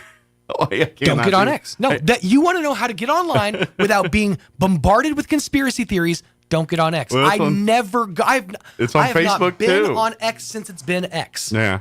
Like it doesn't exist in my world. If you just You'd be amazed if you live your life blissfully unaware. Yeah. How blissfully unaware you can be. Like if you really, really put your heart into it, yeah, you can really be just completely oblivious. I'm a radio guy. I cannot not do that. I do it, and I come up with entertaining stuff all the time. Yeah, but I have another story that I wanted to talk about, but I completely put it to the side because of the Shakespeare thing. Yeah. I read a story about a guy who produces his own alcohol, like in his body. I don't want to hear about that. It's crazy. There's a condition. This guy in Belgium got a DUI, and he got out of it because his body has a condition where the carbs that he eats converts to alcohol in his body and can apparently make him fail a breathalyzer test. Huh.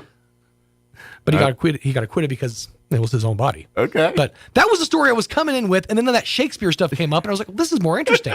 So I'm just saying you can be interesting without diving into conspiracy theories. Yeah, but and jet fuel can't melt steel beams. There, I said it. Till it catches on fire. Then yes, it can.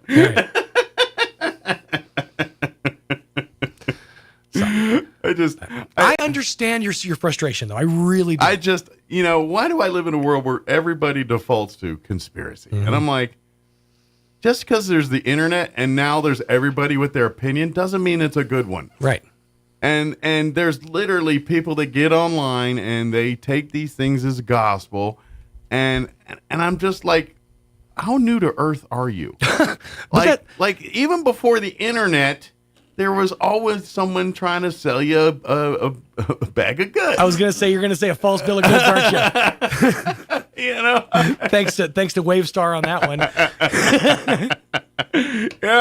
That's always the case. And so you got to be a little savvy in this world. And the internet makes you have to be that much more savvy. You really do. And I cannot stand, and we're still early in the creation of it, but I can't stand what AI has done. Oh, AI is the internet. Oh, and I get it. This is evolution, and it maybe they'll get this right at some point. But yeah, I mean, there's too many iRobot movies and too many of these out there that none of this is. Oh, the Bible. There's that whole thing about the signs of end of times, and now that you're doing readers to pay your bills and you're just waving your hand over things to pay for bills and stuff. This is the stuff they talk about in the Bible, and this is the stuff that people say, red flag, red flag, red flags. And I ain't gonna lie. You guys need to relax. All I know, but I see this all the time. And I'm a person like, okay, I just live my life, but at the same time, I don't tempt fate neither. You just gotta learn to have fun with it. That's all I gotta say. That's a big part of it. I would learn to have fun with it if someone's not throwing it in my face all the time. And like, I just want to look at some guy falling downstairs. That's all I want to see. I don't want to hear suggest your YouTube. opinion. You could go to YouTube and type whatever you want to see. I don't You want can to see it. I just want to. I want it presented to me. I love to be. I'm the couch potato. I'm going to sit in the field and let you gurgitate it. It is the like. This is basically the channel guest surfer here, by the of way? a new generation. No. Okay. Yeah, this is the channel surfer for a new generation. Whereas you're used to just what's this. Yeah. You want hand fed. I understand. I'm that guy. I have a foot. But at in the all same these time, worlds. if you want to be spoon fed content, you have to understand that content's probably going to come with a pretty good dose of nonsense too. Yeah. Exactly. Which I'm good. I get it, and that's why I do it, because it's it's. You're not in the stuff like the Da Vinci Code, where it's like. Well, I'm in it for a minute like puzzles until they get just stupid with it. That's just it. It's stupid conspiracy theorists. They say things. It's like, how long have you been on this planet? Are you new to humaning? How do you even not know what that means? And they say, and then part of me is like, they're not really that dumb. They're just trolling people. But then part of me, no, they're really that dumb. So that's what pisses me off more than anything. Is, are you trolling or are you just that dumb? And I don't want to figure it out. So wait a second. What you're telling me is that the Lincoln Memorial's legs don't raise up to reveal a secret room where the Illuminati celebrates a peanut, right? That didn't happen? No, that's real. Okay, that is that's real. Got it. Cool. Actually, what happens is he stands up and his legs part. They just put, and then this thing comes up, and then you see balloons. He man spreads. I mean, to be fair, a lot of conspiracy theories have become fact. Sure. Fact later on. Yeah. Like eventually. Well, yeah. Just for the record. Yeah. Like, and by the way, pull back the curtain. I believe Lee Harvey Oswald acted alone, and everybody's going to be like, no, he didn't. Yeah. I've watched a million gazillion documentaries, and at the end of the day, I think it acted alone. Because I don't think humanity's that smart to cover up more things that long. That's my biggest problem with conspiracy theories. That's my biggest problem. To have, like, with these fake moon landings, I'm like, you're giving humanity too much credit. There is no way we could pull that off. Which that's a movie now, and not too. let the beans slip out of the beanbag Right. here. It just, we're not that intelligent. We didn't have, okay, at the time, this is the biggest, like, argument against any of that. The moon was fake. The technology at the time, the broadcast technology at the time was nowhere near what we would have needed to put on a show like that. Yeah. The lighting, the fact that the way the shadows were cast. Oh, yeah. The movement of the dust when they jump. None of that could have been produced almost even today, the way they did it. Yeah, exactly. It's just, but anyway, that's where I'm like, come on, man. You guys know that's a movie now too, coming out. They've been doing this for years. Videotaping the moon landing. Oh yeah, that's a trope that's been going since we landed on the moon. Yeah. Yeah, but they're actually saying it's like that's what actually happened. Yeah, they've actually been saying that's actually what happened for years, and they're all full of crap. The thing is, they don't do the Stanley Kubrick thing. They make it like other people. Yeah. No, we went to the moon. We've had proof. We've had people send lasers and hit the human man-made things on the moon and bounce back. It's called Occam's razor. If you're presented with a series of scenarios, generally speaking, the most likely scenario is the one that's true. Yeah. That's Occam's razor. Yeah. It's just that simple. It's most likely that, yes, we went to the moon and not that we invested millions and millions of dollars, billions probably, and kept everybody's mouth shut for decades that we faked it. All this other stuff are people with lots of time and lack of things to do. That's really what happens with the rest of this. They watch a movie or they get down a rabbit hole, and next thing you know, hey, man, I think there's something to this, man. And next thing you know, George Washington killed Lincoln. Right. At Ford's Theater in 1972. That's where the whole conspiracy theory thing, like the Nutter thing, really takes off. When people are like, well, Lee Harvey Oswald and there was like two like murderers' names that had the same number of like letters in the name. Yeah, and that one grew up in Lincoln. Those things. Yeah, but that's the fun part. It's fun. It's fun, yeah. But to take it seriously, but that's exactly it. Weakens the argument. Yeah. Like if you want that to be taken seriously, yeah. Now I know some people will get mad. These are the same people that think like you actually go down a Ouija board and things are going to start. The lights are going to start going out and everything. You're moving. You know what's going to happen is your Bartles and James kicks in, and you're going to think happen. That's what's going to happen. Just once, I want to be on a Ouija board and be like, I'm moving it. It's me. I'm doing this. One of y'all doing it. I ruined you. Ruined you all. Lying. Y'all just want it to happen. You want to impress me? Don't touch it and let that thing move around. Right. Now, I'm not a big believer in the whole Ouija board thing. Same time, I'm never gonna have one in my house. Right. I'm not. It's back to what I said. I'm not a conspiracy theorist, but I ain't tempting fate either. I ain't trying to invite that energy in my house.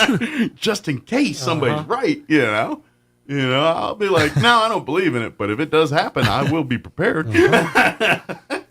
What's that line in the JFK movie? It's like, that is one heck of a bullet. Or well, JFK, the movie JFK, don't get me started on that. If you want an entertaining movie, it is. Boy, how it is fun. It's a fun movie. It's a romp. And it is interesting.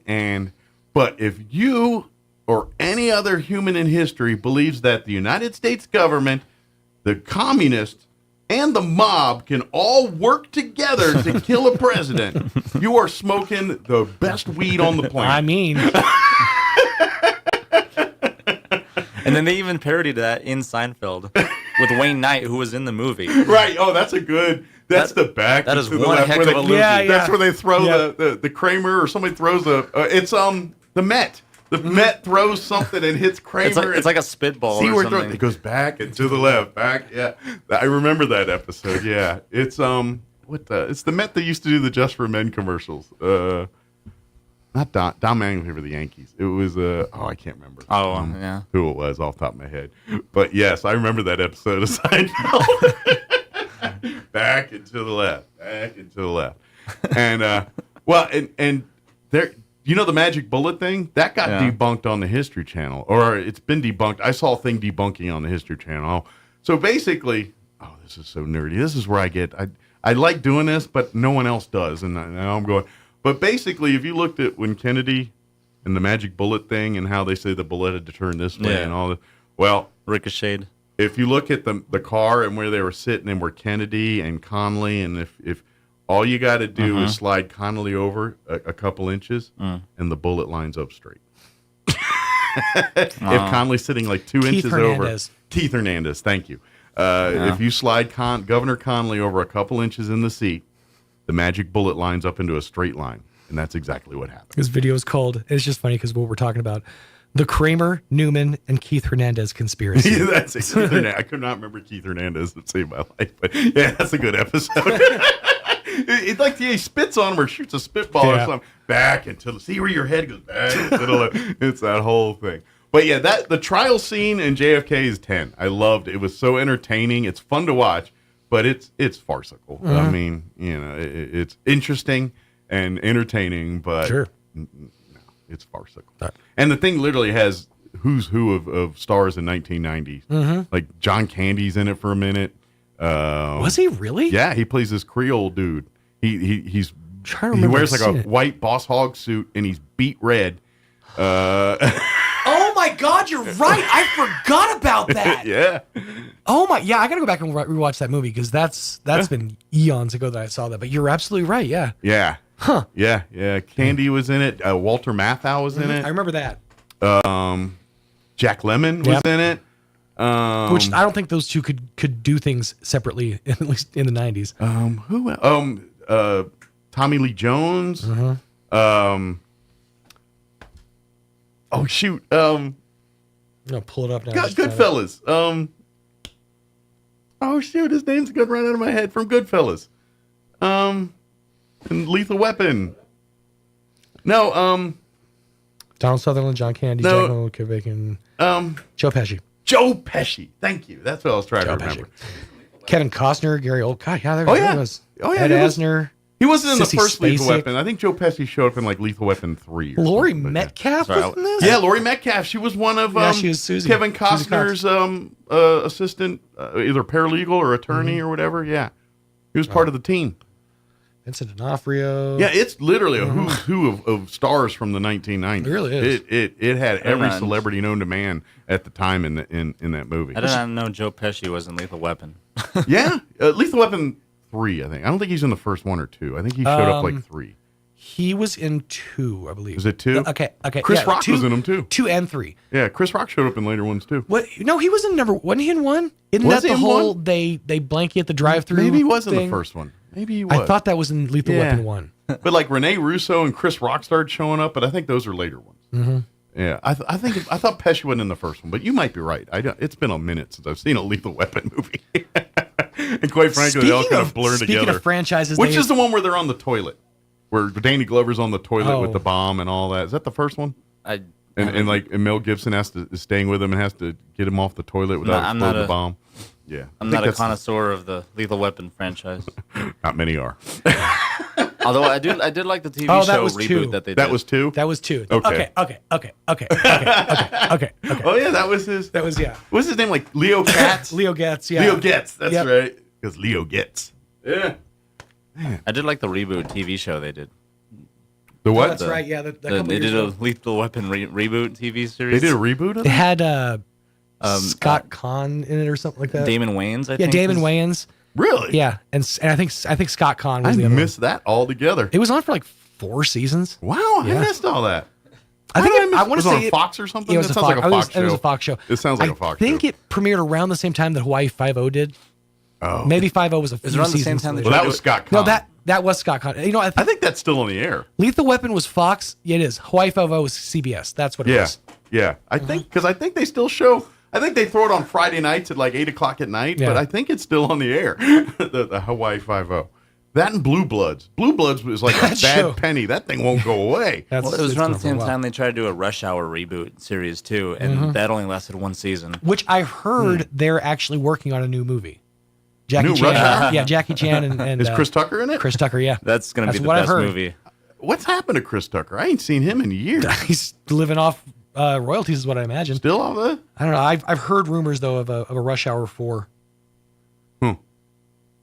I don't know. Chris There's a long Tucker's an silence acquired taste. Like I like him in spurts, but he gets annoying after a while. So this says sources presume it's highly unlikely that Ratner will be directing Rush Hour 4. March 2019, the hashtag show report a female-led Rush Hour reboot was in development by STX Films. What? With Lee Bingbing in the lead? Lee Bingbing? Never heard of that. Never heard of her. But yeah, they said in December 22, the fourth film was confirmed to be in development by Chan. So apparently they're doing a female reboot of Rush Hour. Fun. It works so well for Ghostbusters. Nice. Yeah. Okay. Let's do that. All right. So, I don't know. Do I have a guest here? I haven't seen anybody show up. Okay. I heard Roy talking, and I was like, is he talking to himself or to other people? I don't know. For a minute, he was talking to Greg at the beginning. Okay. Oh, okay. Because I live in a world where I see part of the bubble, and I'm like, I don't know what's going on. What do I do with my hands? All right, well, it's 8:28. We're supposed to have Patrick join us. I haven't heard from him yet. So let's do this. Let's go ahead and get you up to date with the weather, take a break, and we may replay an interview or something here. But let's go ahead and get you up to date on the weather. I'm meteorologist Steve Hamilton with your Pecos Valley weather. Low pressure passing to our north won't affect us a whole lot today. We will have sunshine and very warm temperatures. Our afternoon high in the low 90s, maybe a little bit breezy. We'll drop into the low to mid 50s for the overnight hours, clear skies. Then about 90 for the afternoon high on Wednesday. Should stay sunny. Gusty wind coming in on Thursday with low 90s. I'm meteorologist Steve Hamilton, and that's your latest forecast. Thank you, Steve. Currently 60 degrees here in Roswell. Humidity is at 65%, with winds out of the south at 12 miles per hour. Excuse me. For today, going to be hot. Sunny, 94. Winds out of the south, 5 to 10 miles per hour. For tonight, skies will be clear. Expect an overnight low of 53 degrees, with west winds 10 to 15 miles per hour. Wednesday, sunny, 87 for a high. Winds out of the north, 10 to 15 miles per hour. Tomorrow night, mostly cloudy with an overnight low of 59 degrees. Southwest winds 10 to 15 miles per hour. For you Thursday, it's going to be warm, 91 and mostly sunny, but the winds are going to be a-blowing. They're talking patchy blowing dust for the afternoon. Southwest winds 10 to 20 miles per hour early, increasing 20 to 30, gusting as high as 45 miles per hour by Thursday afternoon. Friday, sunny skies and a high of 84.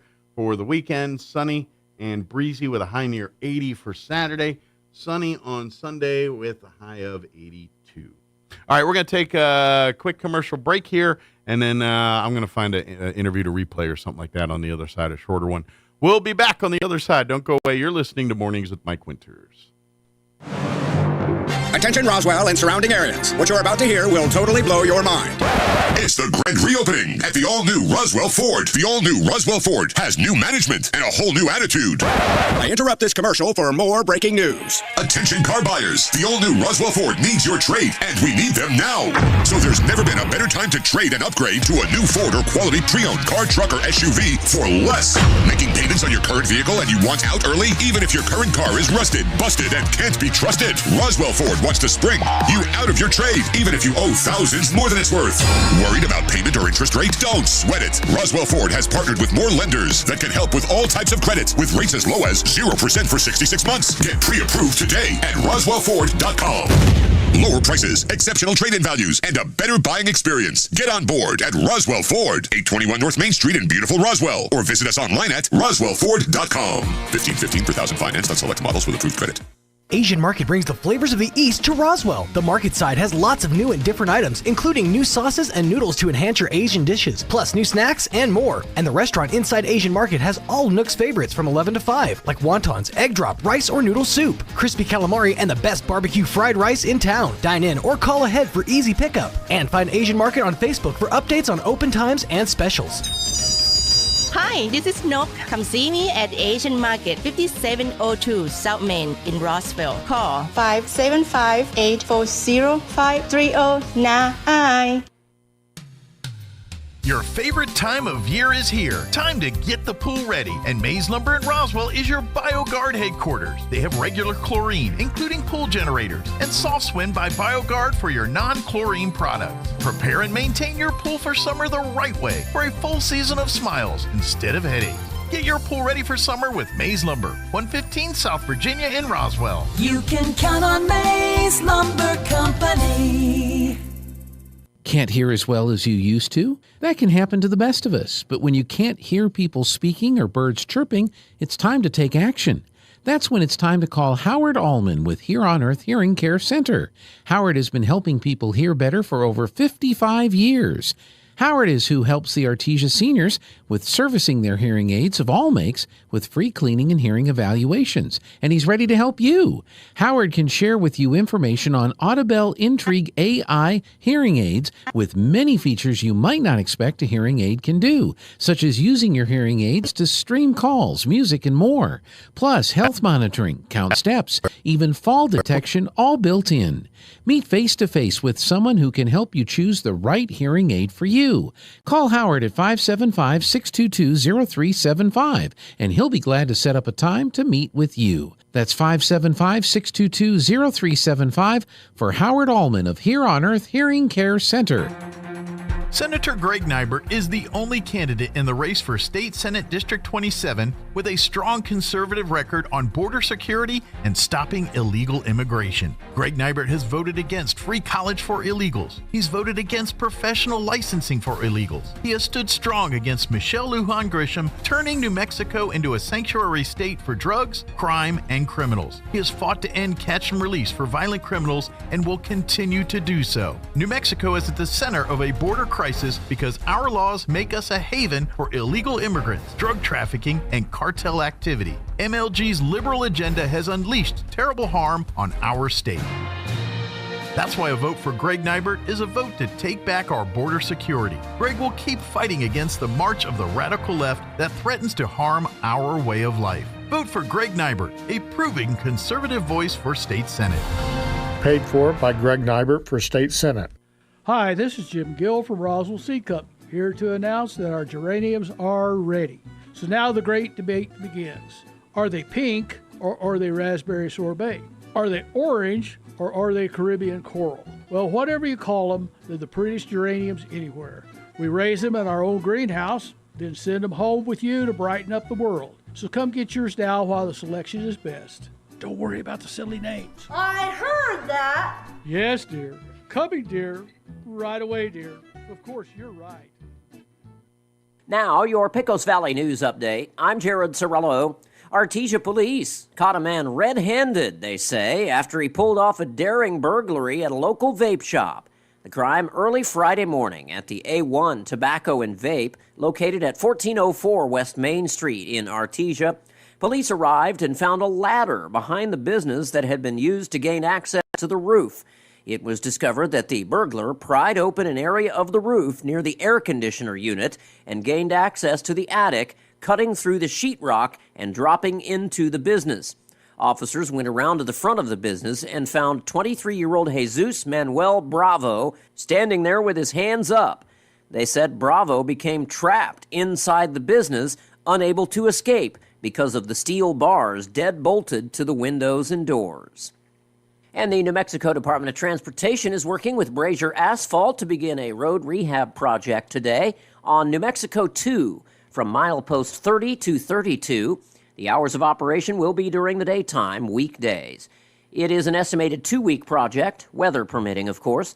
Drivers can expect a single lane closure with flagging and pilot car operators throughout the duration of the project and working hours. Drivers are encouraged to plan accordingly and expect delays. You're up to date. I'm Jared Cirillo reporting. Here's a Mornings with Mike Winters fun fact. Sigmund Freud once believed that cocaine could be used to help treat a morphine addiction. Mike used bacon to get over his addiction to beef. Here's Mike Winters.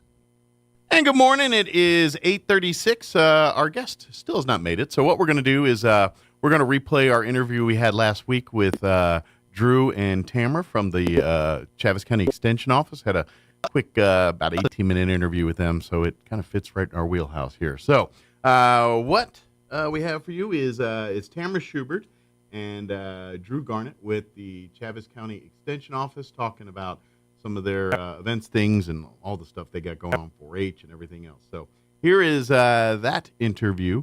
Enjoy. Studio this morning from the Chaves County Extension Office. Tamara.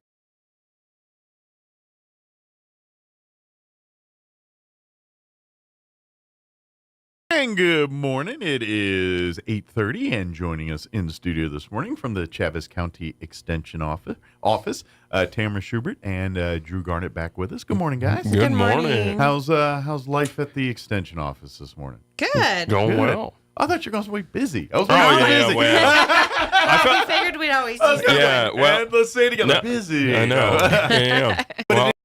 But it is busy. It is both yes, of those yes. things. Just feel like we've been using that word too much, so we tried not to. Well, and just because a lot of, not everything that the Extension Office does, but there's a lot of parts of it that are seasonal. Obviously 4-H, there's certain times a year for things.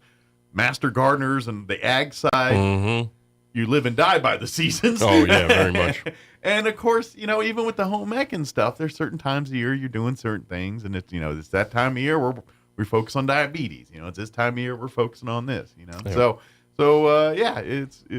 as springtime is just a lot going on, and particularly with you guys, because it's kind of the season of growth. It is. In all areas. In all areas. Yeah, I actually heard someone talking the other day, and they're like, I hate this time of year because this is all the growing. He goes, I like in the fall because everything's dying. I don't have to worry about tending to it. I'm like, less busy. Yeah, yeah, that's one way to look at it. Yeah. All right. But that being said, you guys do have a lot going on here over the next couple weeks, a month here. We do. Just, from all the different facets of the Extension Office. Oh, very much so. I mean, tomorrow we have our woody encroachment workshop over at our office at 9 o'clock, so 9 to noon.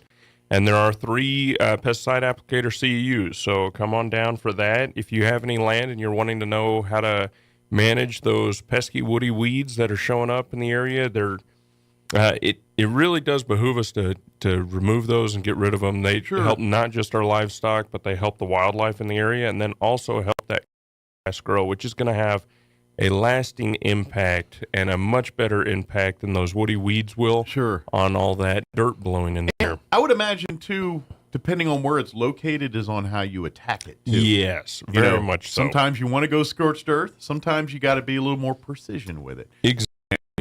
And there's of course you got to learn when to, it's like the gambler, when to hold them, when to fold them, when to walk away, and when to run. Oh, exactly. I mean, there's definitely a science to it, and you definitely want to look at the land that you have and the carrying capacity that's there, because especially if you have a high degree sloped hill that's really rocky, maybe it's best to leave those woody weeds there because they are holding something down. Erosion and that kind of thing, and help keep from getting crazy erosion. Yeah. But in some of our flatter spots, things like that, you want to get rid of those woody encroachment weeds to really open it up for the grasses underneath. Yeah, it's all about balance. Yes.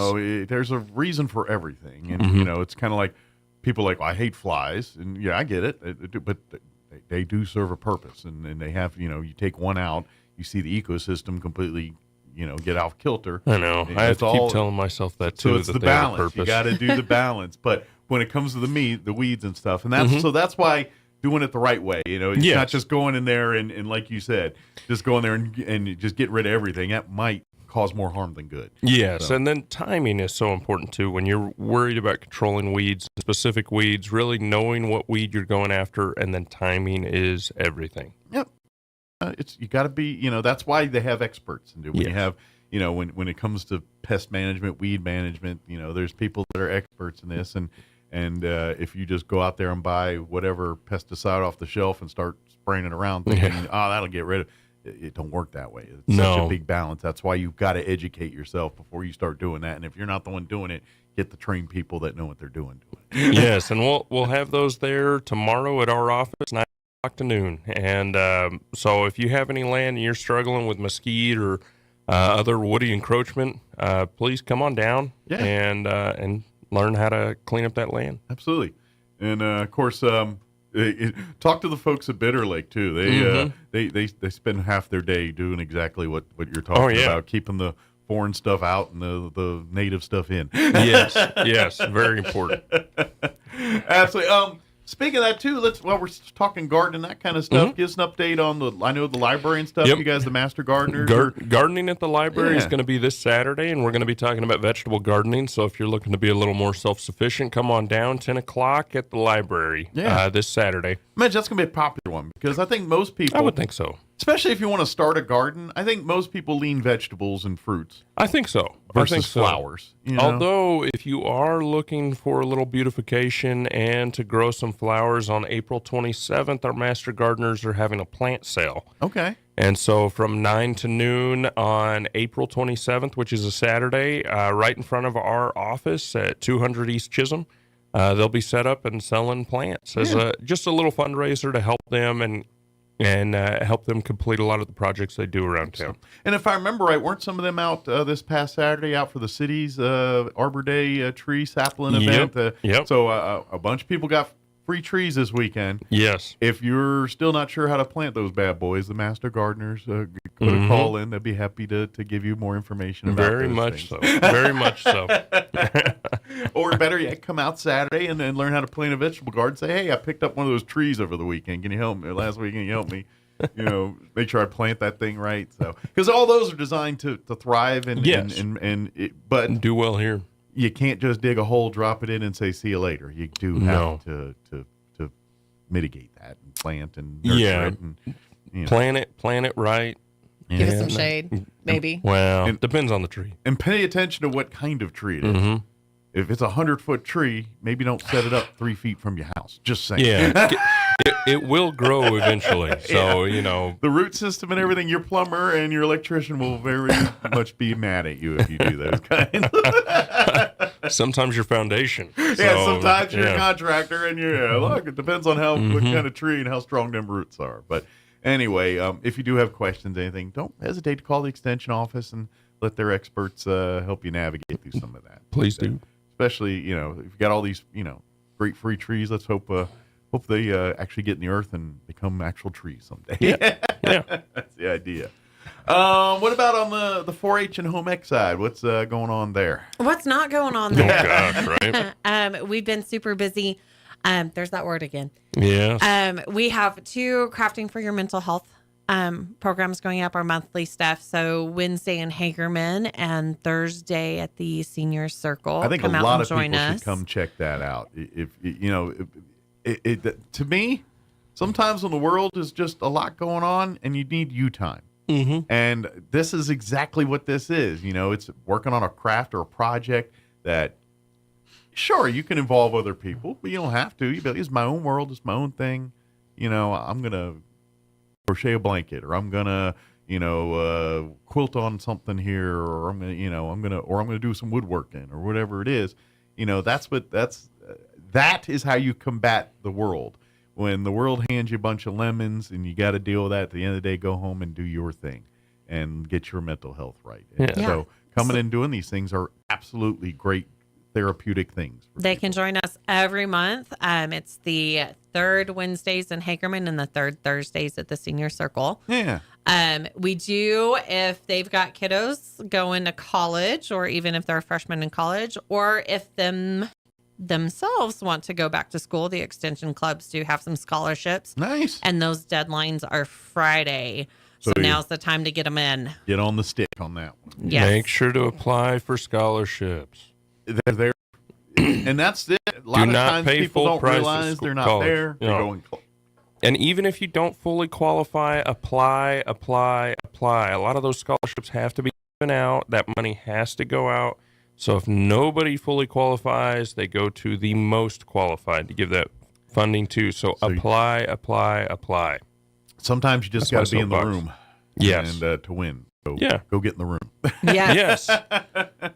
And of course, if you're looking for a social, a way to incorporate more people or something into your life, I invite you to come and check out one of the extension clubs. There's bound to be one that kind of gravitates towards your interests, and if there isn't, maybe start one. Start one. Yeah. There you go. And maybe find some others that have like interest as well too. Yes. So maybe you're into, I don't know, rock polishing or something. And like, well, I mean, all right, well, great. Now we got 3 others. We're going to start an extension club on rock polishing or something like that. But what's some of the clubs that are established now that folks can already So get we involved? have 4 extension clubs, and I call them adult clubs, like 4-H. Gotcha. But they do Adult social, 4-H, yeah. Yep, they do social things. They do training, and they do community service. No as uniforms well. or nothing. No like that, or uniforms. No Yeah. parliamentary procedure per se. Yeah. Depending so on the club. most of our clubs are general clubs. They have a new training or project every week or every month, so it does change. Gotcha. We do have a quilting club that meets on Saturdays. Excellent. And I imagine the clubs, they're run by the people in them. Yes. So the direction is whatever the club wants to go into. Like you said, so this month they're working on something, Mm-hmm. but next month it's like, we decided to go with watercolors this month or something like that.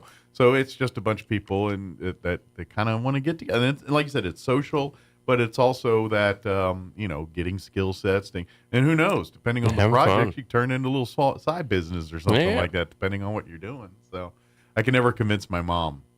She was a huge crochet person growing up and doing that, and to the point where she was big time.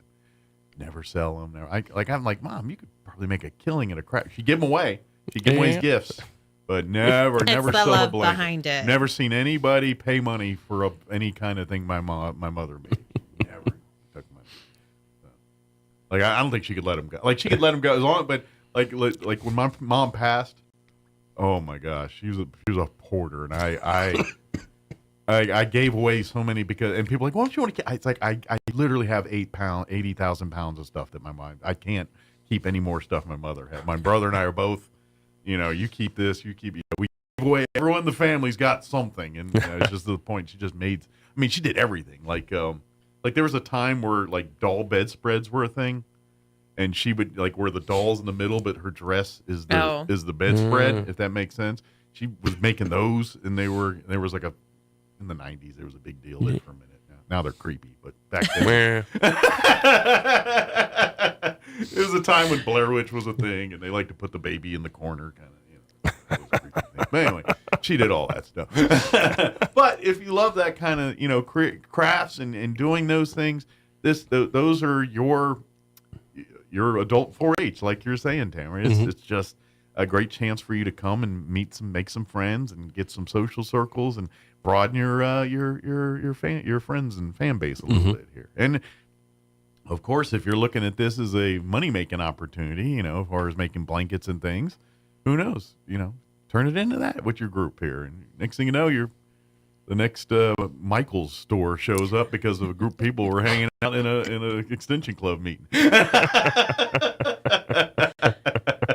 Who knows where it begats from that? So, good deal. But extension club, please, and just I guess come by the extension office if you want to learn some more about the clubs and when they meet, and if you're interested in perhaps maybe starting your own extension club or something. Absolutely. Like that too. Good deal. What else we want to put out there on people's radars? Well, livestock tagging is going to start up here again in May because the fairs are coming back around. Oh, yeah, we're Quicker than you know. We're about a couple months away from fair season. It's creeping up quick on us here. I feel like we just ended that last time we talked. Like, didn't we just do state fair like a week ago? Yeah.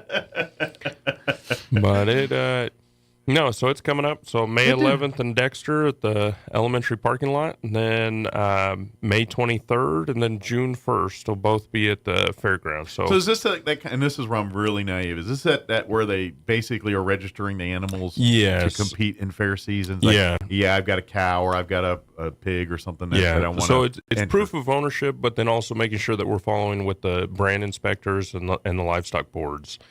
Policies and procedures, they have to follow the same rules that our livestock producers have to. And so we make sure that they're properly identified and tagged in that regard. Well, at the end of the day, they're a product commodity like anything else. Yes. And I know people don't like hearing it this way, but that's your bacon, that's your hamburger, that's it. Therefore, it has to be go through the same standards and scrutinization that every livestock animal has. That's it. Yep. Even though this is kind of a different way it's being presented in things, and it's an education format, but Very it's much still at the end of the day that potentially someone's dinner. Yeah, it will be. So we got to make sure it's all safe and above board, and the animal's not sick. Oh, yeah. and No, and exactly. the paperwork is all good to go, and it's a legit, healthy animal. It is. It is. And the kids get to learn the whole process of that too. That's part of that. Yeah, that too, is part of the learning That's part of process. learning. Yep. It's like, oh, we're not just raising cows and sending them off. There is a before, during, and after that the kids are learning through that process. So very much so. It's all part of the education of how food gets to your table. It is, and hard work and dedication to get it there. Absolutely. So, is that an observable thing? Like, is there any, like, if people watch those things, is that other than people that are in it, do they really care, or is that? Most of the time, no. Yeah. Usually, it's just the individuals that are there. I don't know if it was like a boxing weigh-in where everyone's kind of getting hyped up and everything, or not. Yeah. Scoping out what's in whose trailer. So I watched Roadhouse over the weekends. When they do start getting weighed in at the fairgrounds, you do see a lot of people. That's where it gets a little weighing more, up the competition. an audience. That's for sure. Yeah, Scoping out competition. Yep. Yeah, taking notes. Mm-hmm. The moms and dads are going to the kid. There's your competition, son. There's your... I get it. Guaranteed.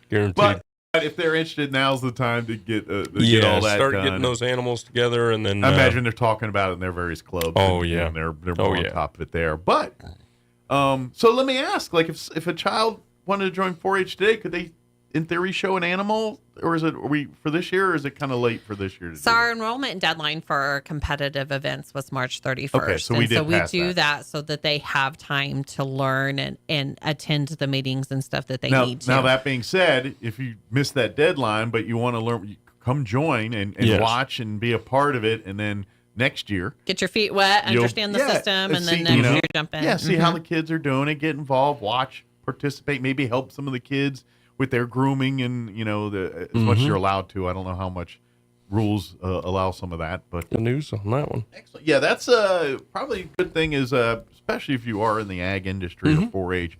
Chaves County Extension's all through New Mexico State University's Facebooks and all that. But if you type in Chaves County Extension NMSU, usually you'll see everything pop right up at the top there, and you can like and follow. Yep. Multiple for the 4-H. And Yes. stuff Yes. So it just depends on, like them all, but if you're wanting a particular facet of the Extension Club. Well, and if they want to stay up to date, we have an office newsletter. So visit our website. There's a link to get on our newsletter mailing list. It goes out every quarter with all kinds of information and flyers of upcoming events. Excellent. Yeah, get the newsletter and put it on the fridge, or kind of like you go to the library and get that calendar, put it on the fridge. Yeah. Grab the newsletter for the Extension office, put that on the fridge, and that way as a family, can plot and plan your monthly activities. Yes. So good deal. Give out number if any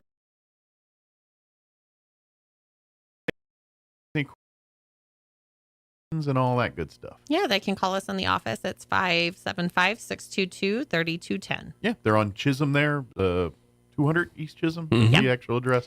And For they're the south side, the very south side of the health department. Yeah. Mm-hmm. Yep. At least for a while. Yes. Yeah. How did they have a timetable on your new digs and all that?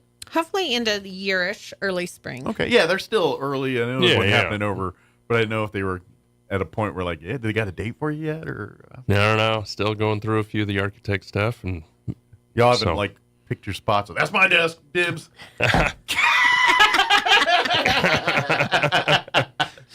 was the official claimant things of the 80s and 90s, dibs. And you yeah.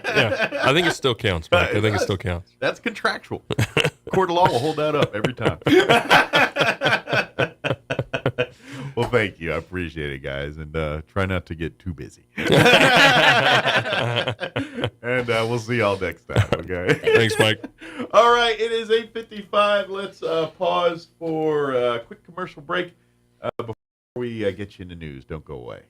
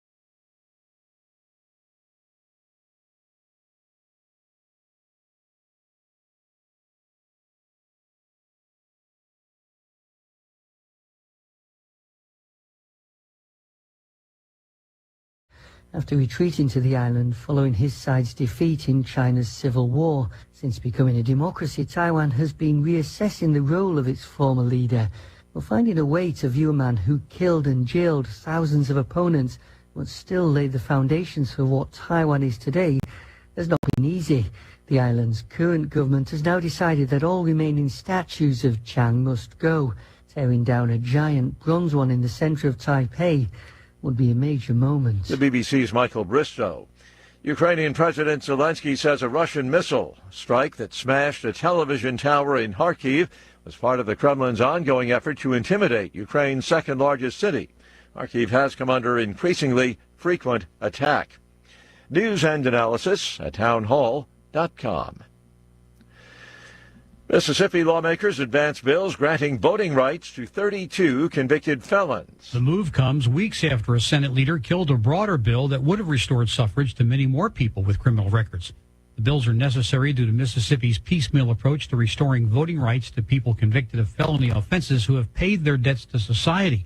They also reflect the legacy of the state's original list of disenfranchising crimes, which springs from the Jim Crow era. Mississippi is among the 26 states that remove voting rights from people for criminal convictions.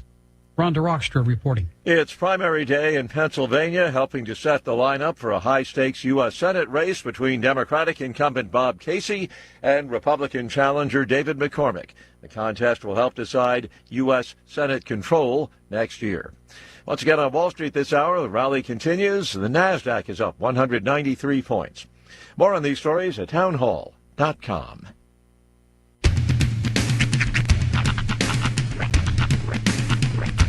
What in the wide, wide world of sports is going on here? I promise you, whatever scum did this, not one man on this force will rest for 1 minute until he's behind bars. Now let's grab a bite to eat. Yeah, come on. I feel the hot wind on my shoulder and the touch of a world that is older. I hit the switch and check the number. I leave it on and then I slumber. I hear the rhythm ring through it. Flamenco guitar and cumbia music. I hear the talking of the DJ. The travel listen, what does he say? I'm on a Mexican radio. I'm on a Mexican radio. Broadcasting live from high atop the J.P. White Building in downtown Roswell, New Mexico. It's Mornings with Mike Winters on 106.5 Roswell's Talk FM. Is that what I sound like when I talk? Now, here's your host, Mike Winters. And good morning. It is 6 minutes after 9 o'clock. Welcome to hour number 3. Crazy Funerals. Of Mornings with Mike Winters, right here on 106.5 Roswell Talk FM. Happy Tuesday. Yes, indeed. We made it. It's going to be hot. 94 degrees. Yeah, it's a hot one. Can't imagine. I know we get hot, but 94 in April is too much. It's too much. It's far too much. It's too much. I love warm as much as the next guy, but this is supposed to be like 70s right now. Not 90s. Yeah. Spring. And people are like, I can't wait. I'm like, it will be here in due time. Don't you worry. Your pretty little head. It'll be hotter than Hades before you know it. People are like, I just want shorts weather. I just want you to shut up. It'll be here. Give us this time. I like hoodie season. Although I gotta do too. say, I did a thing at the concert, and I'm pretty sure this hadn't been done by like dudes in at least 20 years. I took my hoodie off. I tied it around my waist. And I'm like, this is a look that needs to come back, I feel like. Well, it's the look you do while you travel or while you're at events that require you to be cooler or cooler at the beginning, and Yeah. Because once you're at a concert or something and you got this sweater or jacket or whatever, you have no idea what to do with it. So you tie it around your waist and you turn into either a preppy person. I guess that's all where you put it. You could tie it around the neck, but that's also preppy. defeating the purpose because you're still going to have A lot a of heat sweaty action. back. Yeah. Right. But there was a time in the 90s that was like a big fashion thing. Like, Oh, yeah. People would just wear like coats tied around their waist. And then let's face it, if you watch flannels usually. If you watch any 80s movie and they show preppy rich people, they always have a sweater or a Mascot cardigan wearing it over their shoulders, and tied the sleeves around. Like that was a look. And usually it's some orange or yellow or some almost always blonde. Yes. Guy that works, he's on the rowing team. Yeah. And he's got the white button up. And then some kind of khaki slack. You were trying to figure. That's literally. I can think of three different movies with that exact distinct trope. Absolutely. PCU comes right to mind. Think of David Spade. The first two. That's a pretty good one. And that whole clique the there. The first two that popped into my head were Animal House. Well, mostly just because I just watched it last weekend. How High? Yeah. And Van Wilder is the other one. Oh yeah. Yep. Animal House. Well, look at all the preppies in that one and how they're dressed and all that. Yeah. That was the universal symbol of you're a preppy in a movie, and it was the sweater over the shoulder tied with some kind of button-up shirt. But there, after a good run in the late '80s, early '90s, tying your flannel / hoodie or whatever you're wearing around your waist, it was a faux pas. Yeah, well, that's do it, and then you get the grunge, and then it's ebb and flow. It's and whatever the decade was before is what is the big faux pas, right? Especially 70s, 80s, 90s. You know, if you showed up in the 80s wearing bell bottoms, they laughed you out the room. If you showed up in the 90s wearing pants that were of some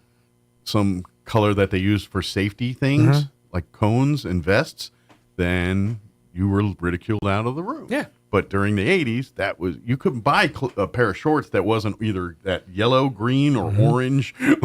OP and Body Glove were the two big brands. Yes. Yeah, that was the look in the 80s. If you had the Jams, remember Jams? I vaguely remember Jams. They were shorts that looked like Hawaiian pants, kind of, basically, and they were loose, baggy, which was the style at the time.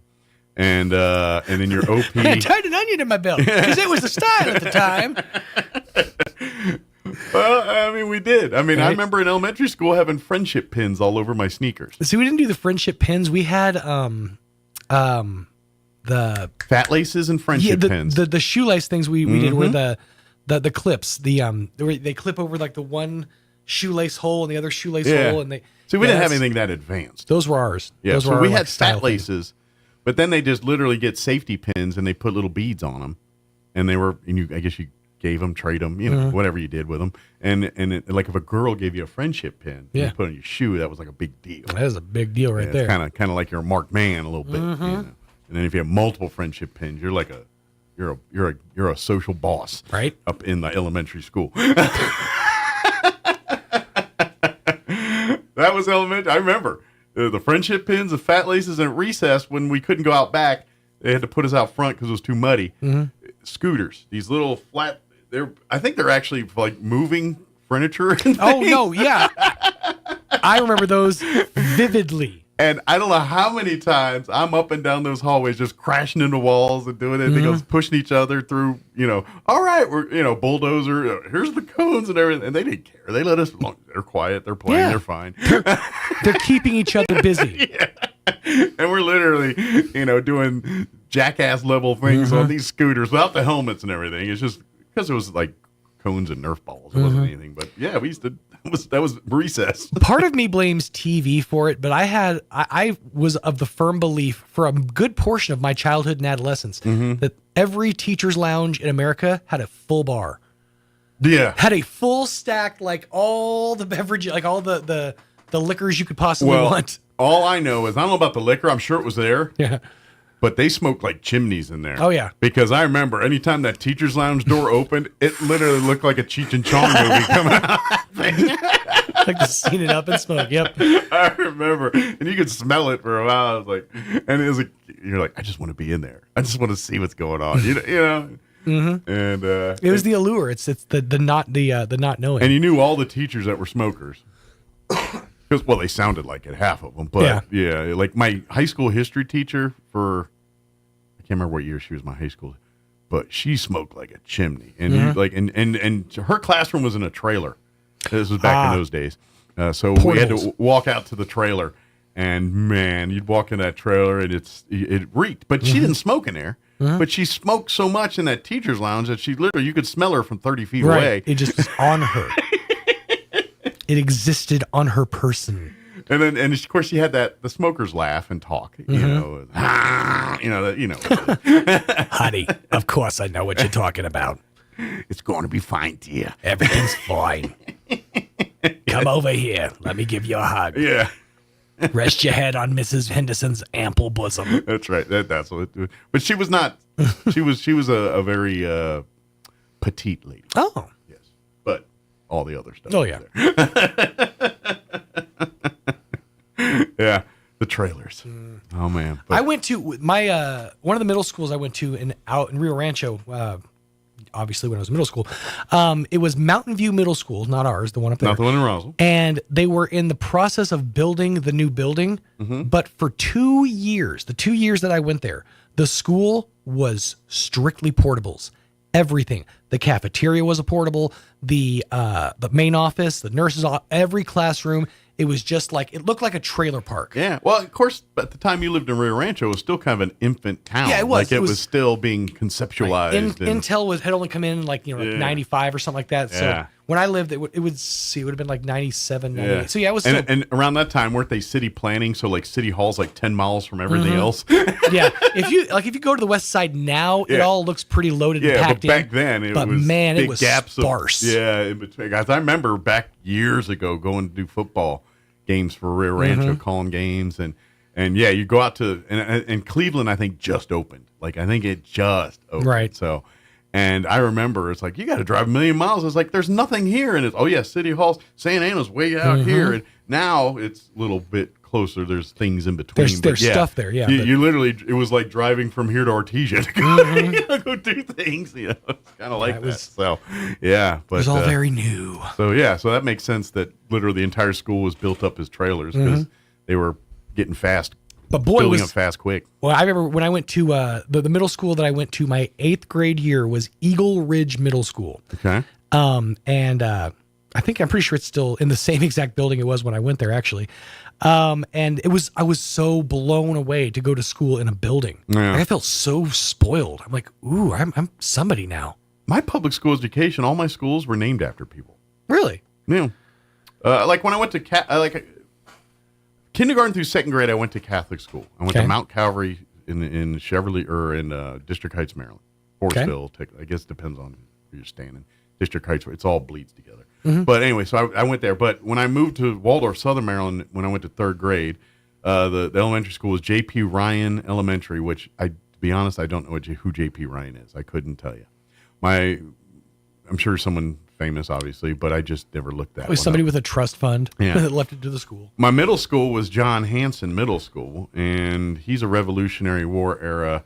Matter of fact, he was actually almost going to be president there instead of George Washington for a hot minute and all that. But anyway, so he's got, and then my high school was Thomas Stone High School, which he's one of the Maryland signers of the Declaration of Independence. No, let's see, Medill Elementary, Medill Middle, Enchanted Hills Elementary when I moved to Rio Rancho, and then then Mountain View, Eagle Ridge, and then Roswell High. So yeah, no, they were all just named after things. Yeah. Yeah, of course I'm back east. They got a name. And one of the elementary schools I didn't go to, it was Benjamin Whitaker Elementary, and if you know that, he was the man on the North Pole, first man. He's from first African American or first man, I don't remember which, but I think it was part of the first group there. But he's from the same county I grew up in. Oh, okay. So one of the elementary schools are named after. Nice. So, yeah, not Forrest Whitaker, Benjamin Whitaker. Crazy-eyed school. Although I would find it funny if they did a movie about Benjamin Whitaker and they had Forrest Whitaker play Benjamin Whitaker. I would just for the sheer fun of that. I'd watch. Dude, I got to tell you, by the way, I can't even make it through the trailer for Franklin. No, I can't even make it through the trailer. The thing that's supposed to make me want to watch the thing. Yeah. I'm out. Is it too much French for you? It's too much. French. Not even the French. I'm fine with, the subtitles or whatever. It's just, it's not in my wheelhouse. It's not my cup of tea. I dig it. I like it, but that's me. Well, and that you are, I'm a history buff. I love that kind of stuff. So you it's my enjoy cup of tea. learning about the world. I think the first 4 episodes are up. I've seen the first 3. I've not watched the latest episode yet. I got to get on that. But I dug it. I like of course, I've read a lot about Franklin and I was aware of his grandson and all that. So I'm finding it interesting. But if you didn't know any of that or cared to know, then it's probably boring. The one I am checking out, and actually I'm enjoying immensely. It's on Apple TV. It's called The After Party. Yeah. So it's only 2 seasons, but what's really cool about the first season, I'm not going to give too much of it away, but every episode is a different style. Okay. Because it's basically somebody dies at an after party after a class reunion, and it's considered a homicide, or it's being ruled a homicide, and so each person is being pulled from the party, is being pulled off to tell what they call their mind movie. Yeah. But each one is told in a different style. And each season is like a huge cast of celebrities. This one is there's like definitely Melissa McCarthy. It was like a whole list of the ones I saw. I didn't like. Ike Barinholtz is in this one. Ben Schwartz, the guy who does the John Ralphio on Parks and Rec, but he's also the voice of Sonic the Hedgehog. Okay. Ilana Glazer. There's a couple of people that they're pretty well known in this one. But maybe season 2 has more stars. But I remember seeing a commercial and it was like, geez. But one of the fun parts of it is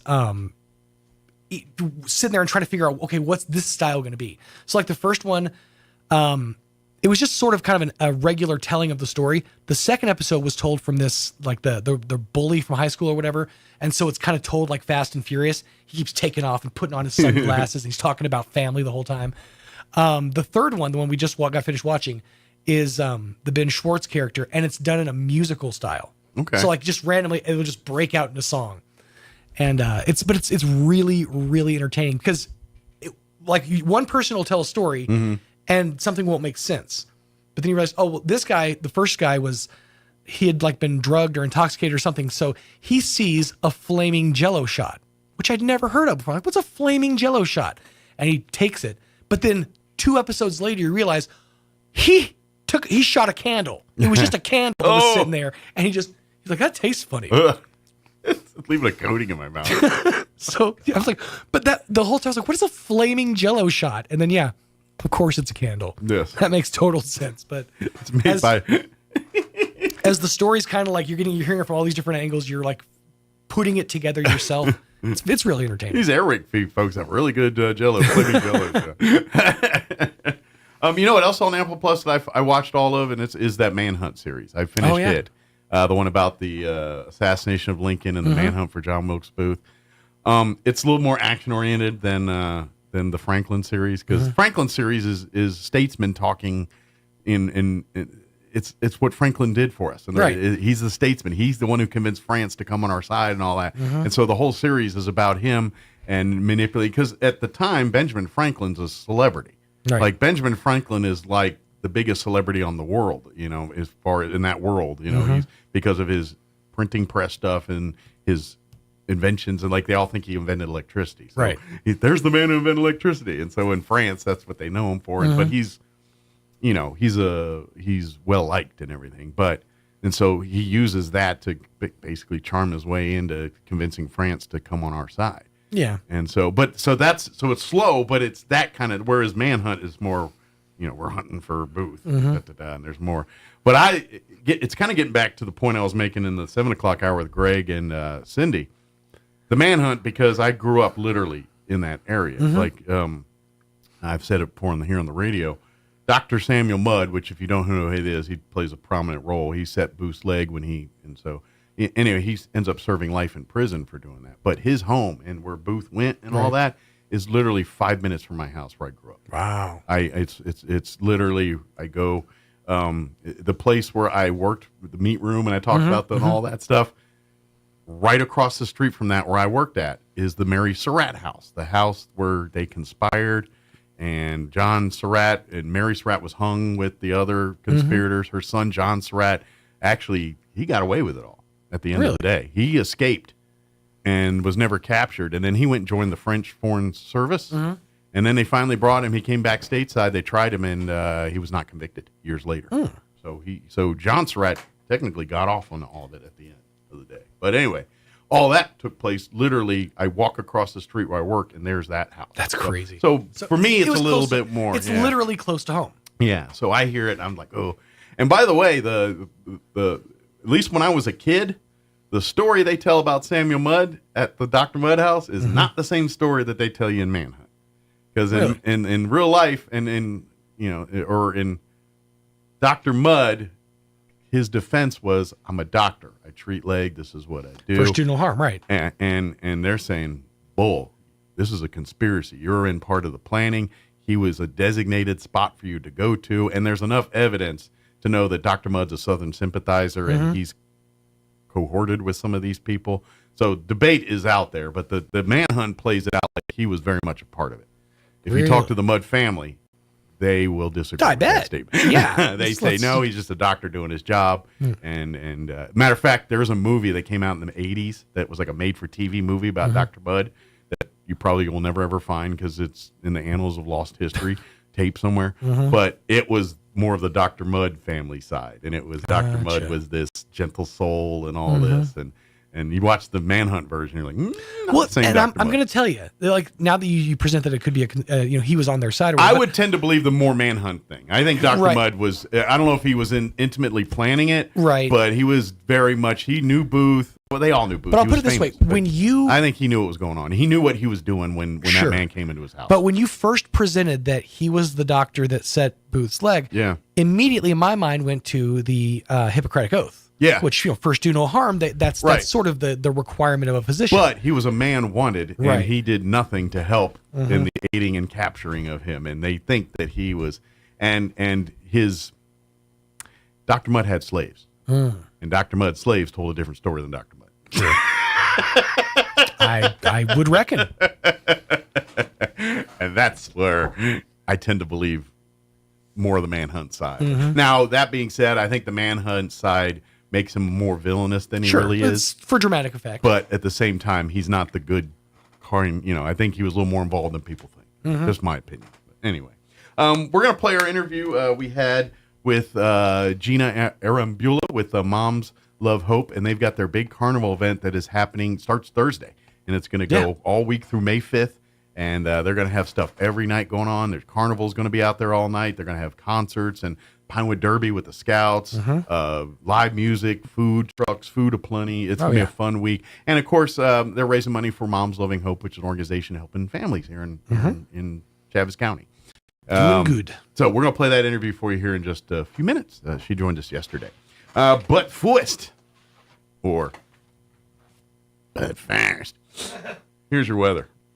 I'm meteorologist Steve Hamilton with your Pecos Valley weather. Low pressure passing to our north won't affect us a whole lot today. We will have sunshine and very warm temperatures. Our afternoon high in the low 90s, maybe a little bit breezy. We'll drop into the low to mid 50s for the overnight hours, clear skies. Then about 90 for the afternoon high on Wednesday. Should stay sunny. Gusty wind coming in on Thursday with low 90s. I'm meteorologist Steve Hamilton, and that's your latest forecast. Thank you, Steve. Currently 66 degrees here in Roswell. Humidity is at 54%. Winds currently out of the south at 6 miles per hour. Sunny and 94 today. It's going to be a hot one. Winds will be out of the south, 5 to 10 miles per hour, shifting to the west this afternoon. Tonight, clear skies, overnight low of 53 with west winds 10 to 15 miles per hour, shifting to the north after midnight. Wednesday, sunny, 87 for a high, north winds 10 to 15 miles per hour, shifting to the south in the afternoon. Wednesday night, mostly cloudy with overnight low of 59 degrees. Southwest winds 10 to 15 miles per hour. Thursday, warm and windy. Patchy blowing dust for the afternoon. Mostly sunny and 91, but southwest winds early 10 to 20 miles per hour. Later increasing 20 to 30, gusting as high as 45 miles per hour by Thursday afternoon. The patchy blowing dust continues into Thursday night till about 8 p.m., otherwise mostly clear and windy with an overnight low of 52. Friday, mostly clear or mostly sunny with a high of 84. Saturday, sunny and breezy with highs near 80. And sunny on Sunday with highs near 82. All right, 9:27. We're going to take a 3.5-minute break, and then we're going to play our interview with Gina talking about Moms Loving Hope and their big carnival starting this Thursday out at the Wool Bowl. That's up next. Don't go away. Senator Greg Nybert is the only candidate in the race for State Senate District 27 with a strong conservative record on border security and stopping illegal immigration. Greg Nybert has voted against free college for illegals. He's voted against professional licensing for illegals. He has stood strong against Michelle Lujan Grisham turning New Mexico into a sanctuary state for drugs, crime, and criminals. He has fought to end catch and release for violent criminals and will continue to do so. New Mexico is at the center of a border crisis because our laws make us a haven for illegal immigrants, drug trafficking, and cartel activity. MLG's liberal agenda has unleashed terrible harm on our state. That's why a vote for Greg Nybert is a vote to take back our border security. Greg will keep fighting against the march of the radical left that threatens to harm our way of life. Vote for Greg Nybert, a proving conservative voice for State Senate. Paid for by Greg Nybert for State Senate. Get ready for a week jam-packed with all sorts of fun for the whole family. The 2024 Roswell Spectacular Carnival, April 25th through May 5th at the Wool Bowl in Roswell. It all kicks off on April 25th with fun for the whole family from 6 to 10. Then on Saturday, April 27th, the day kicks off with a car show beginning with check-in at 8 a.m., plus live entertainment, vendors, and raffles throughout the day. Then Saturday afternoon, don't miss the Build Your Own Pinewood Derby presented by Cub Scout packs throughout Chavez County, with prizes for speed as well as people's choice, overall design, creativity, and originality. Check-in is at 2 and the race begins at 3. Then on Saturday, May 4th, celebrate Cinco de Mayo with piñata breaking at 1, a taco and jalapeno competition at 3, and a salsa and chili contest with entertainment beginning at 2. Proceeds from this event to benefit Moms Loving Hope. The 2024 Roswell Spectacular Carnival, April 25th through May 5th at the Wool Bowl in Roswell. Artesia General Hospital's family practice providers support the healthcare needs of every member in your family, no matter their age. With locations in Artesia and Carlsbad, our compassionate experts offer a full range of primary services and can help manage chronic conditions, treat illness and injury, and coordinate specialty care. Whether you need a medical provider for your entire family or are getting on track with your annual checkup, we're here for you. Reach out today at artesiageneral.com/family. The Calico Cow Fabric and Gift Shop invites you to move on in and check out the fantastic selection of threads, fabrics, and patterns. Take advantage of a huge sale on Brother sewing machines. If you just want a tune-up on your own machine, bring it on over for in-house maintenance. And with free lessons at the Calico Cow, you can learn from some of the absolute best. Let's keep the tradition and art of sewing going. The Calico Cow Fabric and Gift Shop, 200 East College in Roswell, right behind Farley's. Want to know how? Come see the cow. It's time once again for the New Mexico Cattle Growers Association's mid-year meeting happening June 9th through the 11th at the Ruidoso Convention Center. Registration is now open for the Memorial Golf Tournament and trade show with tons of vendors. Plus a Cattle Growers exclusive event, Race Day at Ruidoso Downs. Cost is $70 per person. And don't miss the awards dinner and dance with a performance by Tel Runyon. Cost is $25 per person. To register for this mid-year meeting, log on to nmagriculture.org or call the NMCGA at 505-247-0584. Ad paid for by Lincoln County Lodgers Tax. Here's a Mornings with Mike Winters fun fact. The Goodyear Rubber Company researched and concluded that shoes wear out faster on the right foot than on the left. To fix this, just walk backwards for half the day. Here's Mike Winters. Stare at you funny for 5 seconds after that, but then they'll probably just it's actually a good tool if you don't really want to talk to someone. Say something like that and they're like, all right, have a nice day, and then they leave you alone. Good morning. It is 26 minutes after 8 o'clock, and joining us in the studio this morning from the organization Moms Loving Hope, we have Gina Arambula. I know, I think I get it right, but I always feel like I'm botching it when I say it here. And then Tony Cisneros as well. Good morning. Good morning. How's everybody doing this morning? We're doing great. Of course, I imagine excited because we're about to kick off a big week for you guys. Oh, yes. And, 2 weeks. Yeah, really, 2. Yeah, because it starts this Thursday, and then we'll go through May 5th next week. Yes. But Moms Loving Hope, which we'll talk a little bit more about here, they're having a big Roswell Spectacular Carnival. It's going to be out at the Wool Bowl. Basically for a week, from April 25th through May 5th, there's going to be a carnival out there. There's going to be special events during certain days during that time, which we'll talk a little bit more about here in the beginning. But all of this week-long fun carnival event is the whole purpose of this is a fundraising event for Moms Loving Hope. So I guess we probably, before we talk about the carnival, talk about Moms Loving Hope and what you guys champion and what's kind of the purpose of your organization here. Well, the organization was open up for two ladies that is dear to us. Yeah. My mom and my mother-in-law. Hence the name, Mom's Loving Hope. Mom's Loving Hope. Yeah.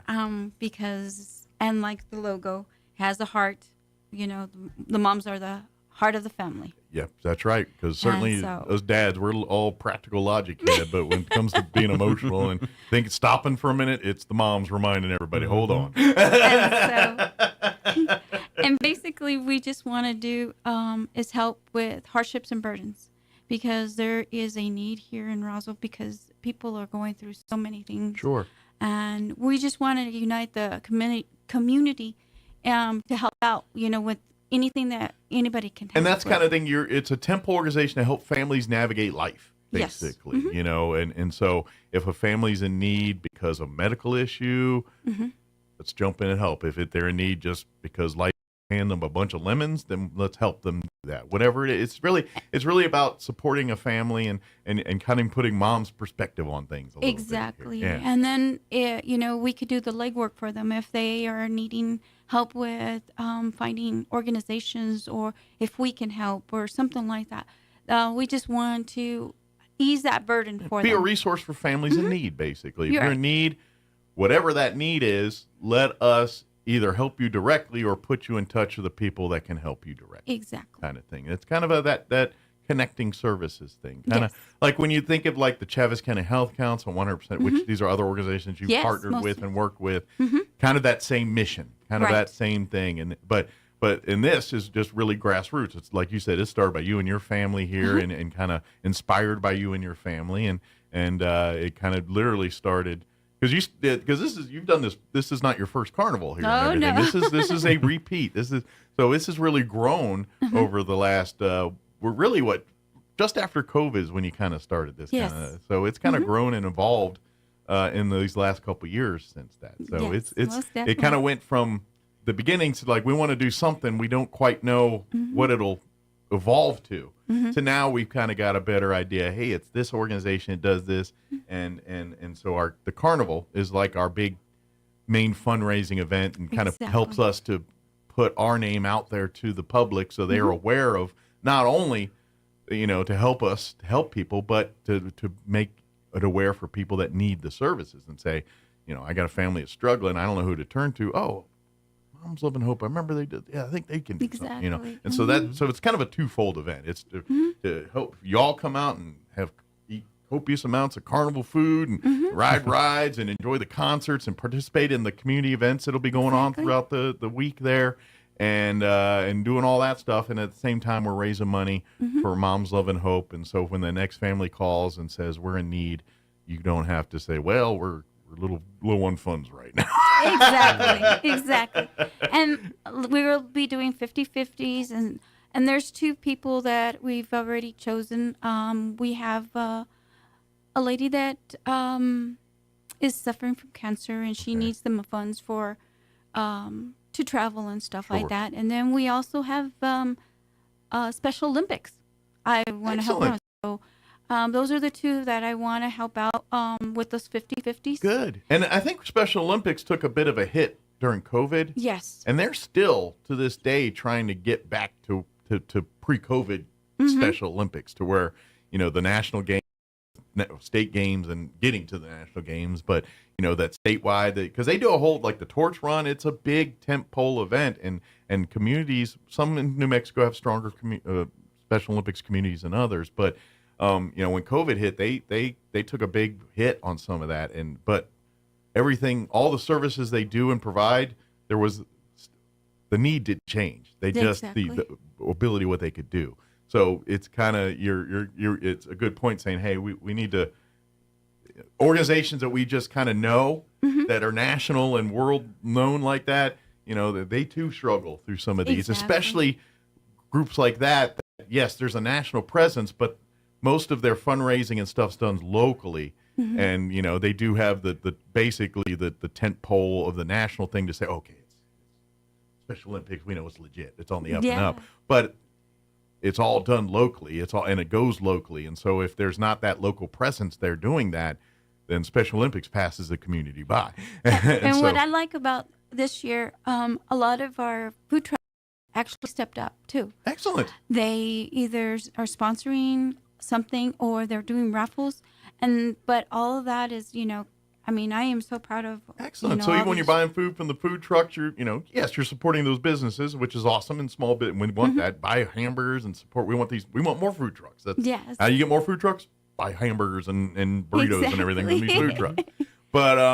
But that's so cool that because they're mom and pop businesses, and for them to cut into their profits to say we want to help, that's a big deal too. It is. And so it's cool that they also are seeing the vision and not only because at the end of the day they're there to make money. They got to feed their family like you got to feed your family. Exactly. But it's cool to say, you know what, we want to give back too. And we have also a lady that comes from Carlsbad that is going to be selling those Build-A-Bears or kind of those things. But also, she is also struggling because she has a husband and a daughter that is with cancer. Okay. And so I asked the community to support her as much as possible. She's picking her family up through these Build-A-Bears. Yes. So support them. Oh, and by the way, have a cool bear for your kids or your family or for, trying to impress a date, whatever. There's many reasons to have a Build-A-Bear. And she puts little, you could put even somebody's voices inside the bear. They're more high-tech now than the original one. Before you just went to the mall and threw some stuff in a thing and then you put a plastic heart. It was fun, but I mean, at the end of the day, that's all it did. Now they get a little high-tech with them and all of that. So that's cool. Yeah. But that'll all be out at the event there. So maybe that's one of those things, if you're kind of a checklist of things to make sure you do if you're out at the carnival. And by the way, don't go one day if you can. That's why it's a week long. Come out, as many days as you can. Each day is going to be a different experience. There's going to be different things happening each time. Even food trucks and things won't be the same every day. So if you're like, well, that could be good and bad because you're like, man, I had a burrito last time. And then you're trying to hunt them down and they're gone. But that'll just give you more excuse to find them at whatever else they're at around town or something. And then we have the Boy Scouts from PAC throughout Chaves County. Yeah. They're going to be putting out their track out there through the whole entire time. Yeah, they Not do their only Pinewood this summer. Derby. Yeah. And if you've never seen this, I think we all are at least familiar with it. That's one of the things Cub Scouts are known for is their Pinewood Derby. And they take that little block of wood and then they it's a kit. It's basically a block of wood, 4 nails, and some black wheels. And they say, make a car. Exactly. And there's rules like it's got to be 5 ounces, and there's a few other of those kind of rules. But yeah, and the Cub Scouts, and it's the program's designed for families and the kids to work together to build a car. Because obviously these are little kids and they're not carpenters.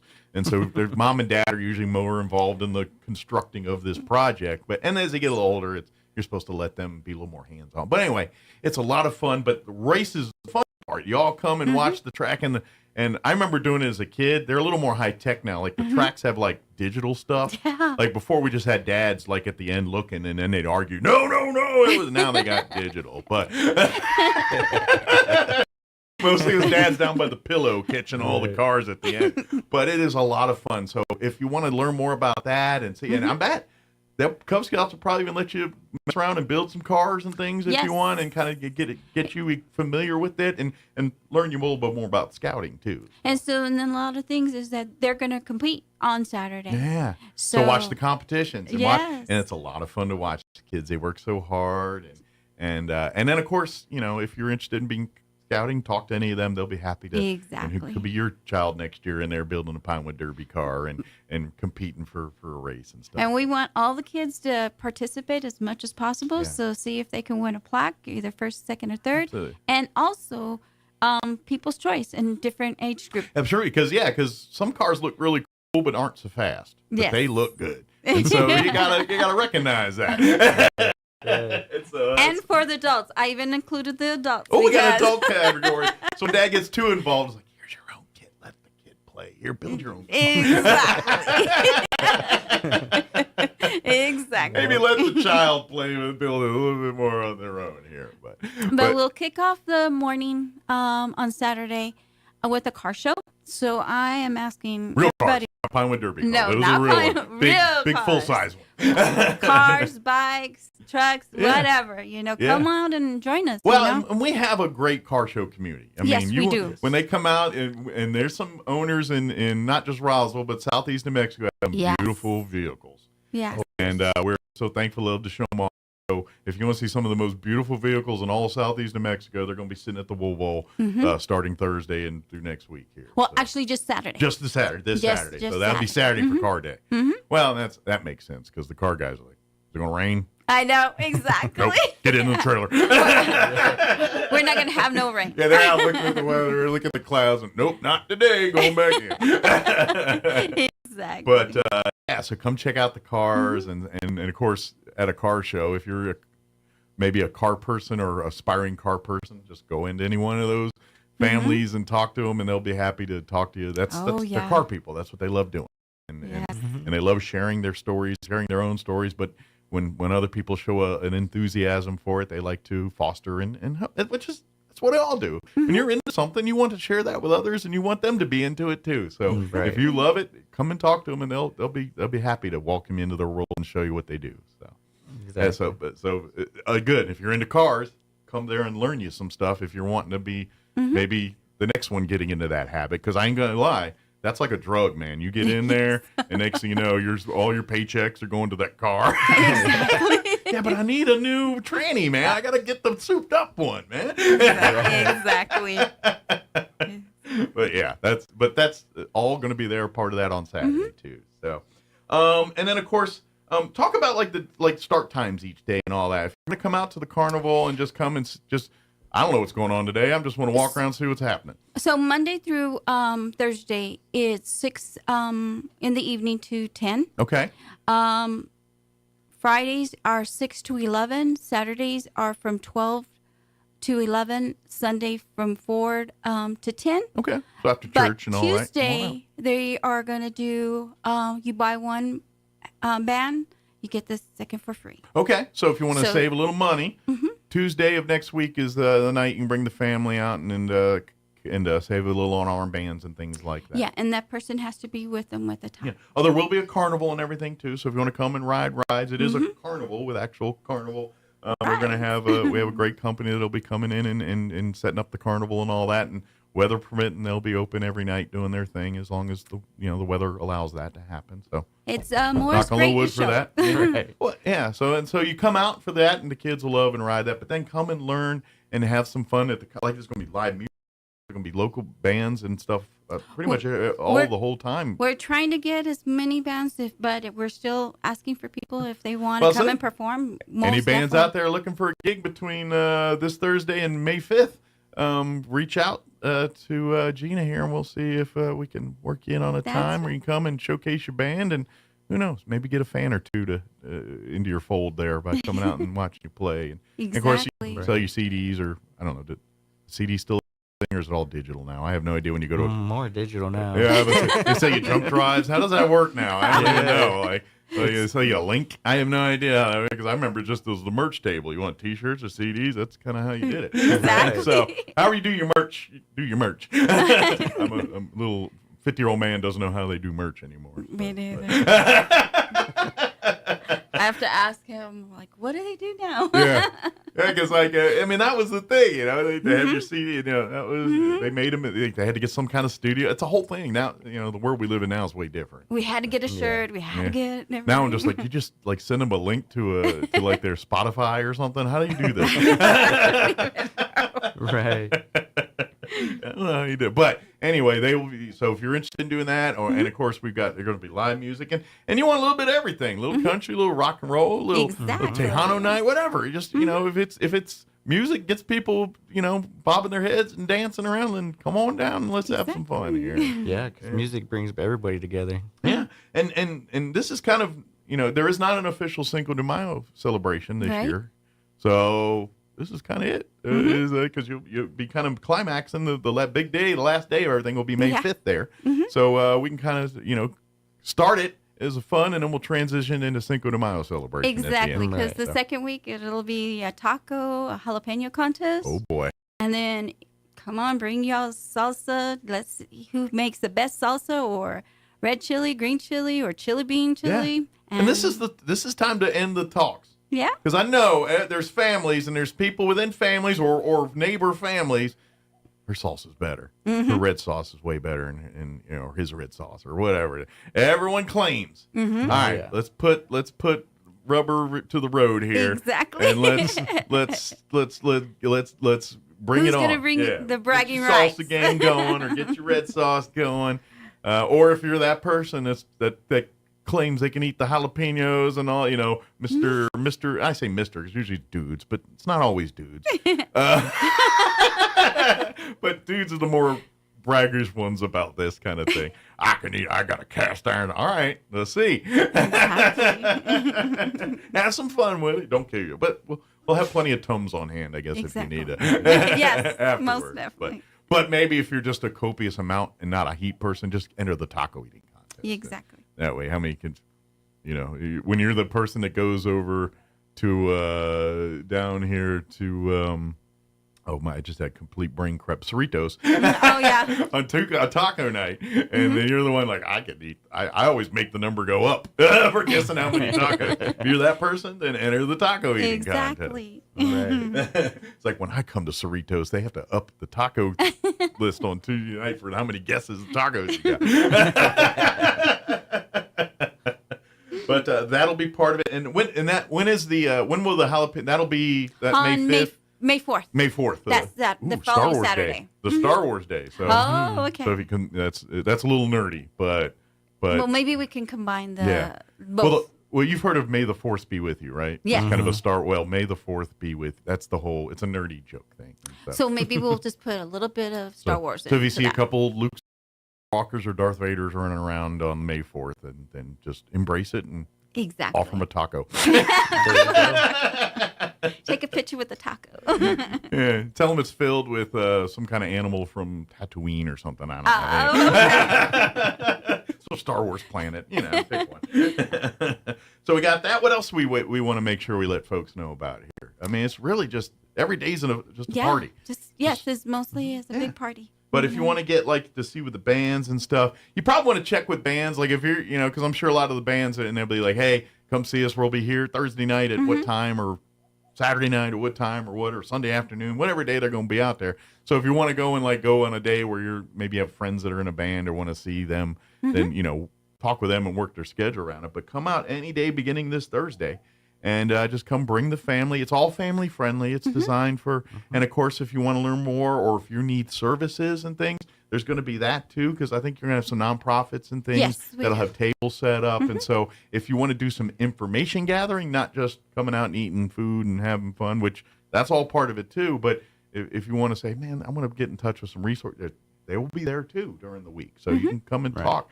Some of the organizations that you guys partner with and work, they're going to be there also, offering their services to the public and stuff too. So there is some really good information, important stuff you can get at the carnival this week. It's not all just music and partying. I mean, it's most of that, but if you need help or you need services or vice versa, you want to get more involved. It's like, I love this. I want to be a volunteer. I want to serve on the board, whatever role I can.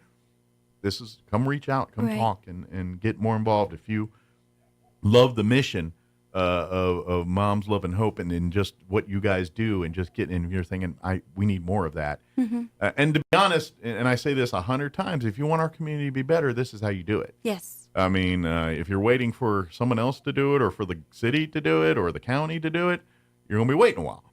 That's not how they work. If you want to see things change in your community, it takes the citizens, people like yourself, to pick it up by the bootstraps and say, this is something I see as a need. I'm going to embrace it and I'm going to see this through. And that's exactly what you've done. And we've evolved to where we are today with this. So if you like what we're doing and want to take it to the next level and be a part of that next step evolution of this thing as you guys, because I imagine too for you kind of have your niche, but because you're open-ended on how you help and things, it's still evolving. Maybe, there might be something else that comes in and you're like, you know what, that's something we need to focus more on and maybe offer that as more part of our advertising. And who knows what that could be, but it kind of, sometimes those things just kind of find themselves. And so you have a little bit of that going on too with your organization. Yeah, because we have also where we want to help that individual that falls through the cracks where they don't get financial aid or anything like that we can help maybe pay for their books or something like that. Whatever we can do just to help them out. And that's the difference between success and failure a lot of times for families like this. It's like, we have the intent, we all of this, but the resources just didn't allow it to happen, and they need that one thing to spur the rest. And sometimes it's you put that domino in place, and now it lines up everything. And so if you can do that for people, be the one domino to keep the chain going, then that's what you do. Yep. And so that's what this April 25th through May 5th is all about. Is this carnival? Yeah, we're gonna have fun. You can eat till you're sick. Maybe not do that. Ride till you puke the things you ate, all that stuff, and all the things we do at carnivals that we said we aren't going to do, and we do. You can do all that stuff and have a lot of fun and bring the camp. But at the end of the day, we're just hoping to raise as much money as possible. Right. So when that next family it comes in need, we don't have to say, sorry, we don't have the resources to help. And that's what I don't want to do. Yep. I want to make sure that we have, our family wants to make sure that we can help that person. Yeah. And of course, you're going to have a lot of fun. Like they said, the piñata breakings. I mean, it's really it's Cinco de Mayo and Roswell all coming together. It's a family community week of fun, and let's just celebrate the best of Roswell. And that's really what this is all about. And at the end of the day, if we can raise a bunch of money that's going to help the organization continue to help families, then every too many churros you ate, every I went one too many times on the ride. And we're still worth it. And we're still looking for vendors, merchandisers, So if you informational. still want to get involved, yeah. Anybody that has an organization or a business that they want to present their business and what they do. Yeah, please. So what's the best way? Like if get hold of you guys before the event. I mean, obviously you can find anybody at the carnival when it starts Thursday. But if you're one involved now, is there a Facebook or a website or a place you want to steer them There's towards? a Facebook. There's a email. There's 2 phone numbers that can reach us at any time.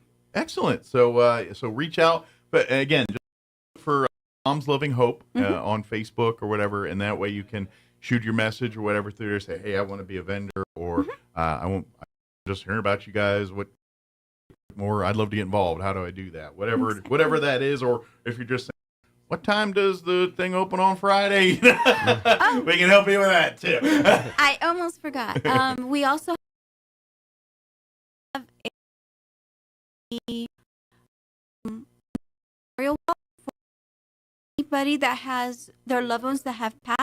Okay, cool. If they want to come, Kind of like the Travis County Cancer Fund when they do their walk kind of thing.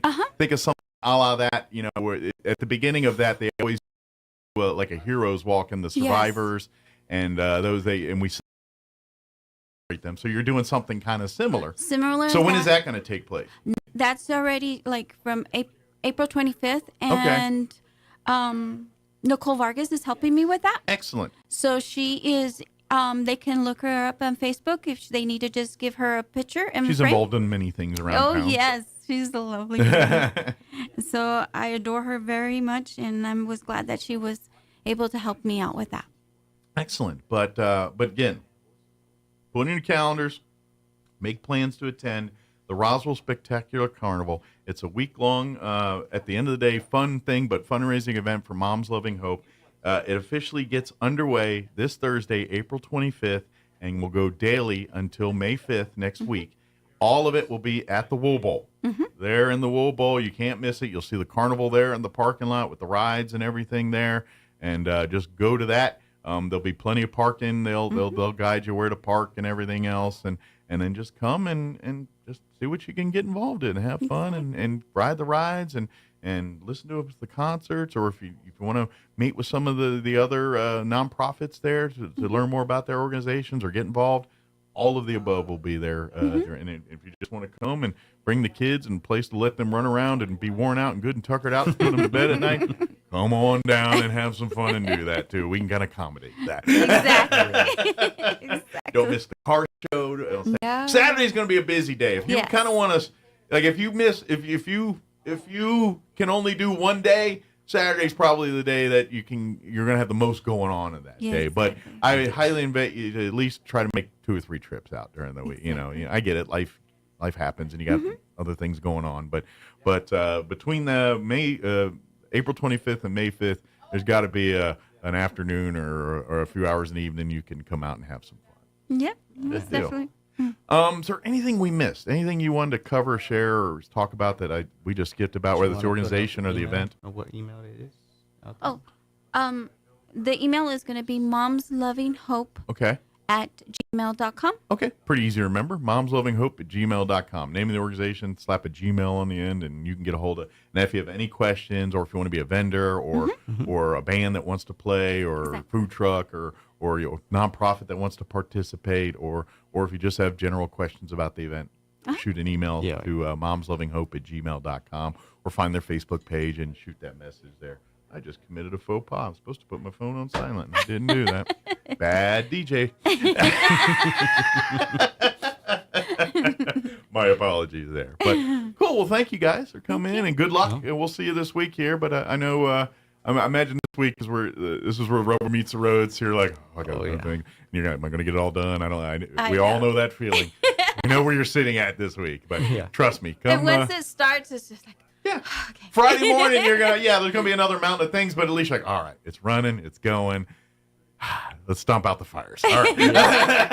There will be. This is anytime there's more than 2 people in an event and things is going, there's gonna be something going on. Exactly. Yeah. So, but cool. Thank you very much. Thank you. And folks, come on. It's gonna be a lot of fun. Come and enjoy it. Come create family memories out at this thing, and come do. That's what this is just as much. Yeah, we want to raise money and do all that, but we want you to come and create more family memories and family fun, and kind of make this as part of the tradition. You know, every year, it's April, May time frame, time to get ready for the carnival and everything else. That's kind of how we want this to be, is a tradition that's part of Roswell, much like many of our other traditions. UFO Festival, Chili Cheese Festival, all the other things. Exactly. Good deal. Well, thank you. Appreciate it. Thank you. Appreciate it. And thank you for doing this. This is, again, I know, I'm sure you get some people, but people like yourselves, this is what makes our community great when they step up and do this. This is why we have a great community, because of people like you, and people like you. They get involved. Like, if you want to meet the best of our community, they're going to be hanging out at the Wool Bowl between April 25th and May 5th. Well, thank you. Thank you, guys, and we'll see you next time. All right. We'll see you out at the Wool Bowl this weekend. Yeah. Sure. All right. It is 8:54. Jeez, I've been. University's main campus will switch to hybrid learning for the rest of the semester. This comes amid protest over Israel's war with Hamas that have roiled colleges across the U.S. University officials announcing the move late Monday after more than 100 pro-Palestinian demonstrators who had camped out on Columbia's New York City campus were arrested last week. Students have protested against Israel's war in Gaza at many campuses. That includes New York University, a few miles south of Columbia. Also at townhall.com, Wall Street Journal reporter Evan Gershkovitz will remain jailed on espionage charges until at least late June. A Moscow court has rejected his appeal that sought to end his pretrial detention. The 32-year-old U.S. citizen was detained in late March 2023 while on a reporting trip. He and his employer have denied those allegations. After months of delays and internal debate of how involved the U.S. should be abroad, the Senate is expected to approve over $195 billion in war aid. Correspondent Donna Warder with a report. $61 billion would be for Ukraine. $26 billion would go to Israel, as well as humanitarian relief to citizens of Gaza. $8 billion would be used to counter China in Taiwan and the Indo-Pacific. In order to gain more votes, House Republicans added a bill to the package that could ban TikTok in the U.S. if its Chinese owners don't sell their stake within a year. President Joe Biden first requested the money last summer, but congressional leaders had strong opposition from a growing number of conservatives who question U.S. involvement in foreign wars.